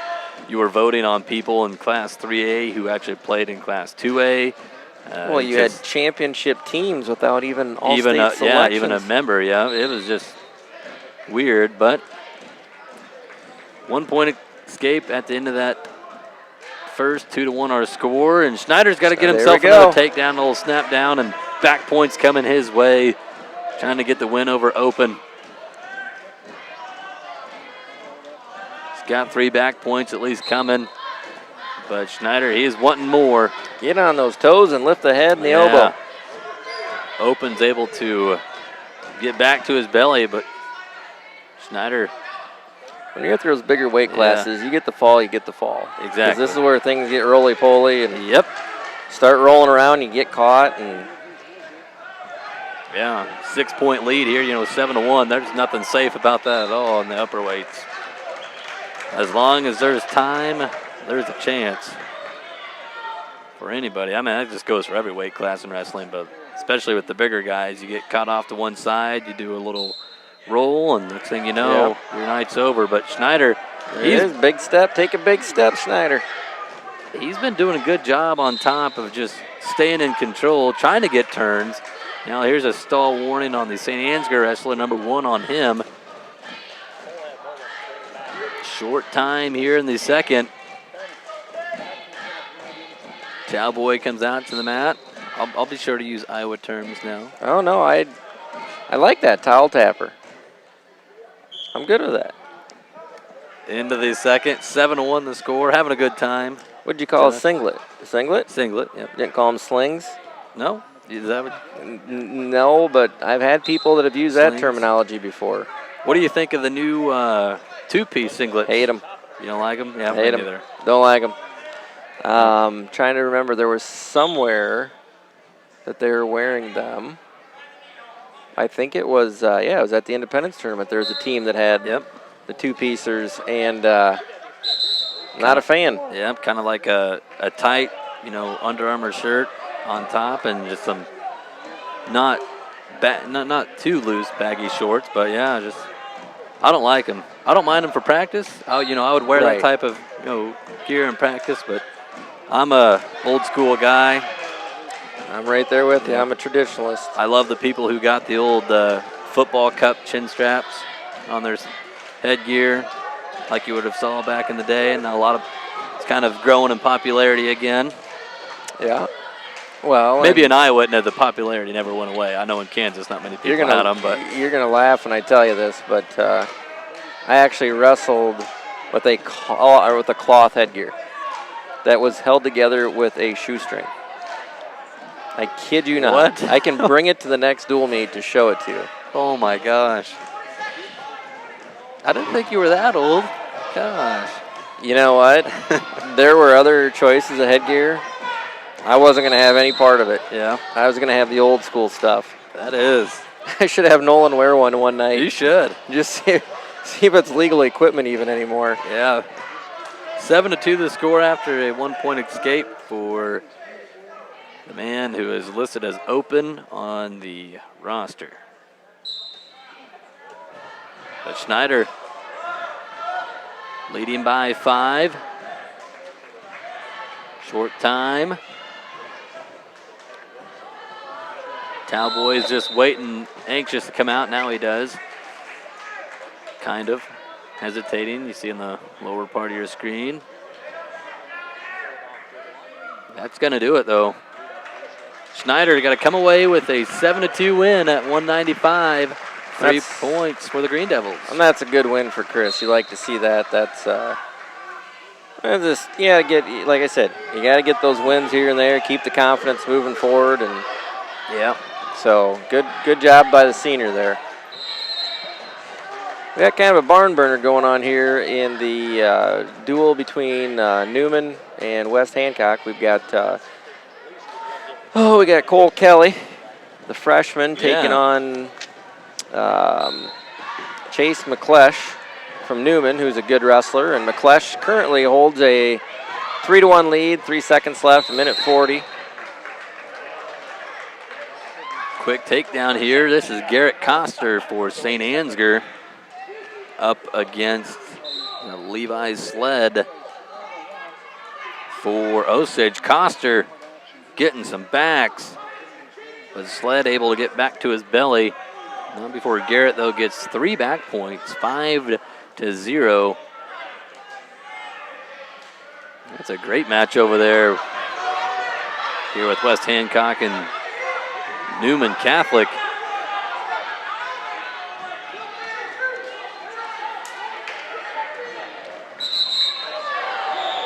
Ooh.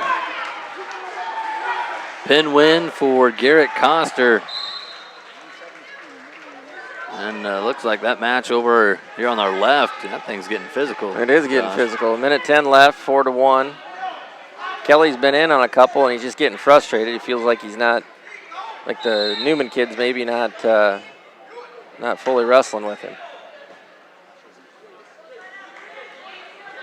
24-15 the score, make it 30-15 as St. Ansgar open at 285, getting the points for the Green Devils. That's Connor Smith. Green Devils are open at 106. Derek Peterson, a freshman for St. Ansgar, will come out and get his hand raised. That will make the score 30-21. Now we go to 113 pounds and Jaden Hutchinson for St. Ansgar. It was like, will it be Joe Sullivan or? Well, it looks like Avery. Well, or is it Avery Abbott? Well, it looked like he was going to have Avery wrestle, and then all of a sudden he, I don't know. It looked like he was going to have Avery wrestle, but now Coach Kittleson's maybe adjusting some things and not putting out his guy. They're gonna, I think they're gonna forfeit here. Yep. So they're forfeiting at 13. That makes the score 36-21. Now they forfeiting at 220. 220 or 220, 120. Oh gosh, yeah, I called 220, 120 earlier this year. Now I'm saying 220 at 120. 42-21. 126. Do we have a match? Nope. I think they're just going to go all the way to our final match of the night. So 138, or 132. So 132, and Coach Jennings pulls Lucas Kleckner, JV wrestler, off the bench and says, we got a big lead, might as well go out there and wrestle. Go get some. Well, actually, Jennings going to the scores table telling him to go. Jennings is telling him not to wrestle, and we're bringing out Ryan Adams. Okay. Well, as we figure all this out, I want to thank one of our sponsors tonight, Mitchell County Regional Health Center in Osage. They are here for all your rehabilitation needs. The current expansion will include a larger rehabilitation department with continued treatments for sports injuries. Mitchell County Regional Health is your trusted healthcare partner for life. Trying to figure out some odd chess match pieces, but Osage does have this duel won. Here's a quick takedown for the St. Ansgar wrestler, Devin Heckenmiller, a senior. He has got his opponent on his back. I think we said that was... now it's Ryan Adams. Ryan Adams. They pulled Lucas Kleckner off the bench and then put him back on the bench, and then they pulled Ryan Adams off the bench. Yeah. So I don't know. Adams down 5-0. I don't think Coach Jennings thought that St. Ansgar was going to. I don't think he thought they're going to forfeit all the matches that they did. Yeah, because they got Jaden Hutchinson there. He came off that big win with West Hancock. You got Sam Yanger, and neither one of those guys wrestled. No. So, yep. So I don't think Coach Jennings anticipated all the forfeits, and it kind of threw off his game plan a little. So 3 back points going to be coming to Hackenmiller. He now leads 8-0 with about 30 seconds left in the first. Adams tries to get up to his feet, but can't clear the hands.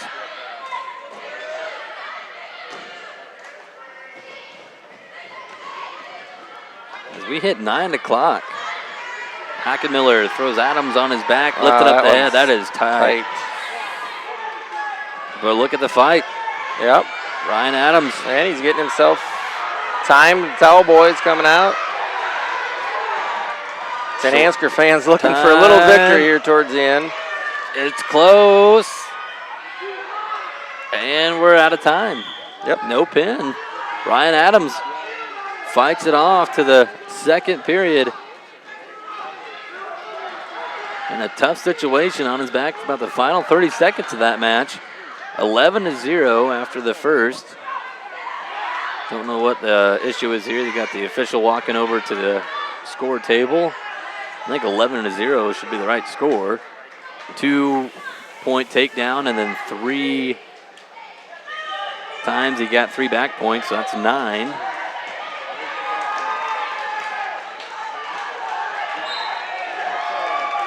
If I recall correctly, 9 plus 2 is 11. Yep. But I have not been to school for a while. Okay, he was just going over there to see who was supposed to have the call after all those forfeits. Okay. I think it's just kind of in disarray a little. Yeah. Ryan Adams quickly with the stand-up, tries to turn in, but Hackenmiller returns them back down to the mat. They will go out of bounds and redo it. Adams back down. Looking at St. Ansgar, they kind of look caution St. Ansgar. Yeah. St. Ansgar doesn't have anybody on their bench area kind of warming up. Osage has got a few kids standing, but it kind of appears this is going to be the last match. I don't think we will have any JV matches. Yeah, I don't think so either. We will see, though. 11-0 the score. Devin Hackenmiller, a senior for St. Ansgar, with the lead on Ryan Adams, a sophomore for Osage. Green Devils leading this duel 48-21. They're going to get the win, as this is the final match of this duel.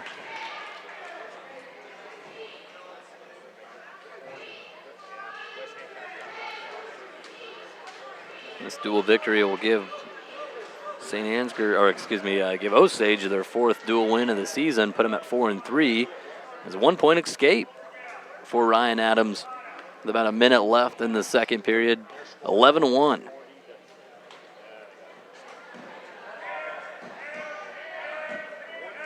Ooh, little freestyle action there. Didn't get anything out of it, but it looked good.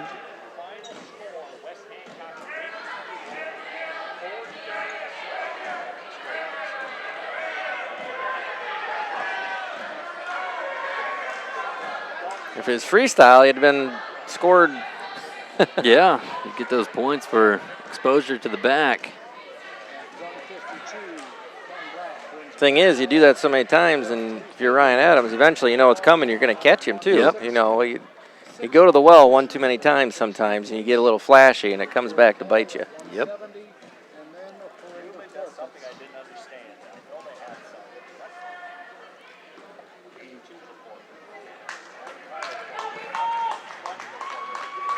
Short time here in the second. That'll do it. 11-1 going to the third. Ryan Adams will have a choice.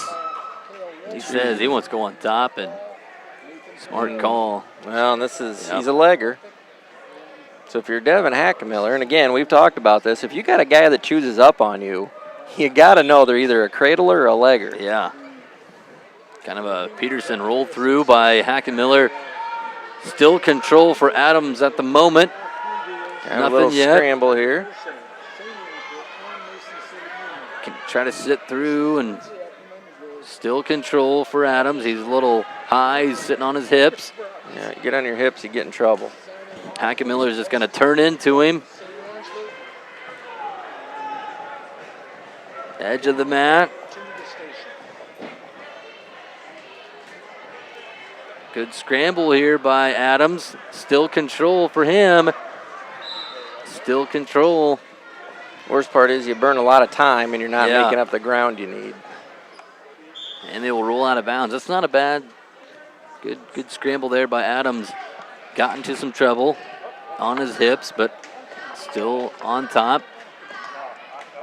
About 1 minute and 5 seconds left in this third period. He's down by 10, so to the point he needs a fall.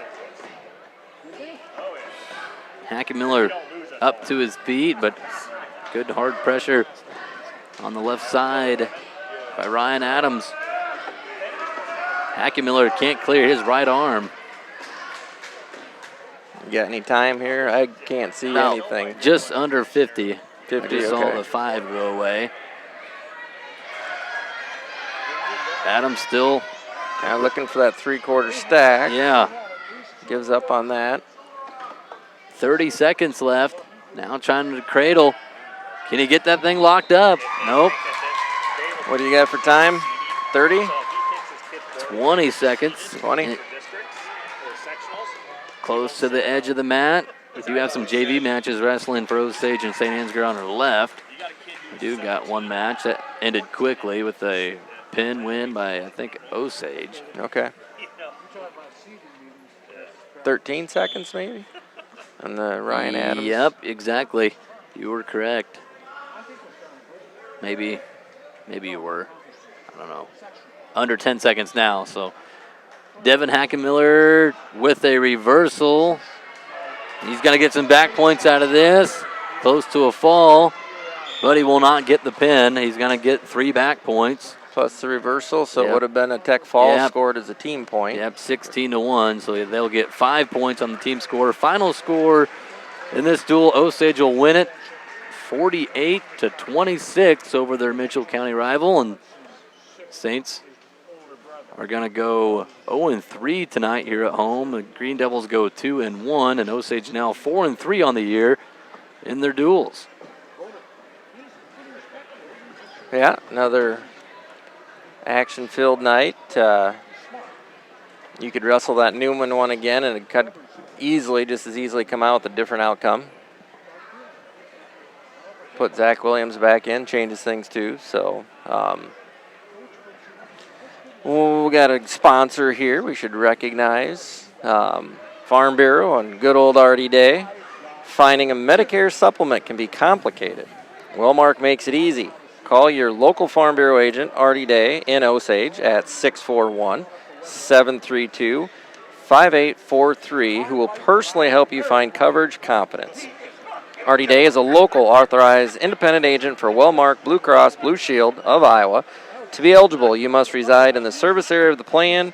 Wellmark Medicare supplement insurance plans are not affiliated with any government agency. And good luck with that, Artie Day, because I would not want to be navigating through some of these healthcare plans at this point in time. Yeah. So kudos for him for understanding how that works. So go check out Artie and see if he can't get you hooked up there with some coverage. So, all right, well, that's going to do it for our broadcast tonight. Want to thank our sponsors one last time. You mentioned Artie Day with Farm Bureau, also CUSB Bank, Mitchell County Regional Health Center, Eastside Automotive, and Cooper's Osage Auto are proud sponsors of Green Devil Wrestling on 98.7 KissCountry.com. Thank you for all of your support. And Josh, thank you so much, brother. Hey. It's been fun. Yeah, no, this is at least with the quads we get some time. You know, a single duel goes by so quick, and I hope people enjoy these. I enjoy going back and be able to look at, you can review matches and take a look at things, and got them all archived on our website. Check it out, and all year long. So it'll be fun. We get the weekend off. I know the wrestlers will be back in action on Saturday, and then the Green Devils will be back on the mats duel-wise next, is it Thursday or Tuesday? I'll have to look, but just go to our website I think next Tuesday they might be at home against, I want to say it's Don Bosco. I know it is another home duel. The next 2 duels are at home, so we'll have that for you on 98.7 KissCountry.com. But for Josh Burns, I'm Nolan Peters. We thank you all for listening and watching as we got your coverage for you. We'll be back in action next week with more Green Devil Wrestling on 98.7 KissCountry.com.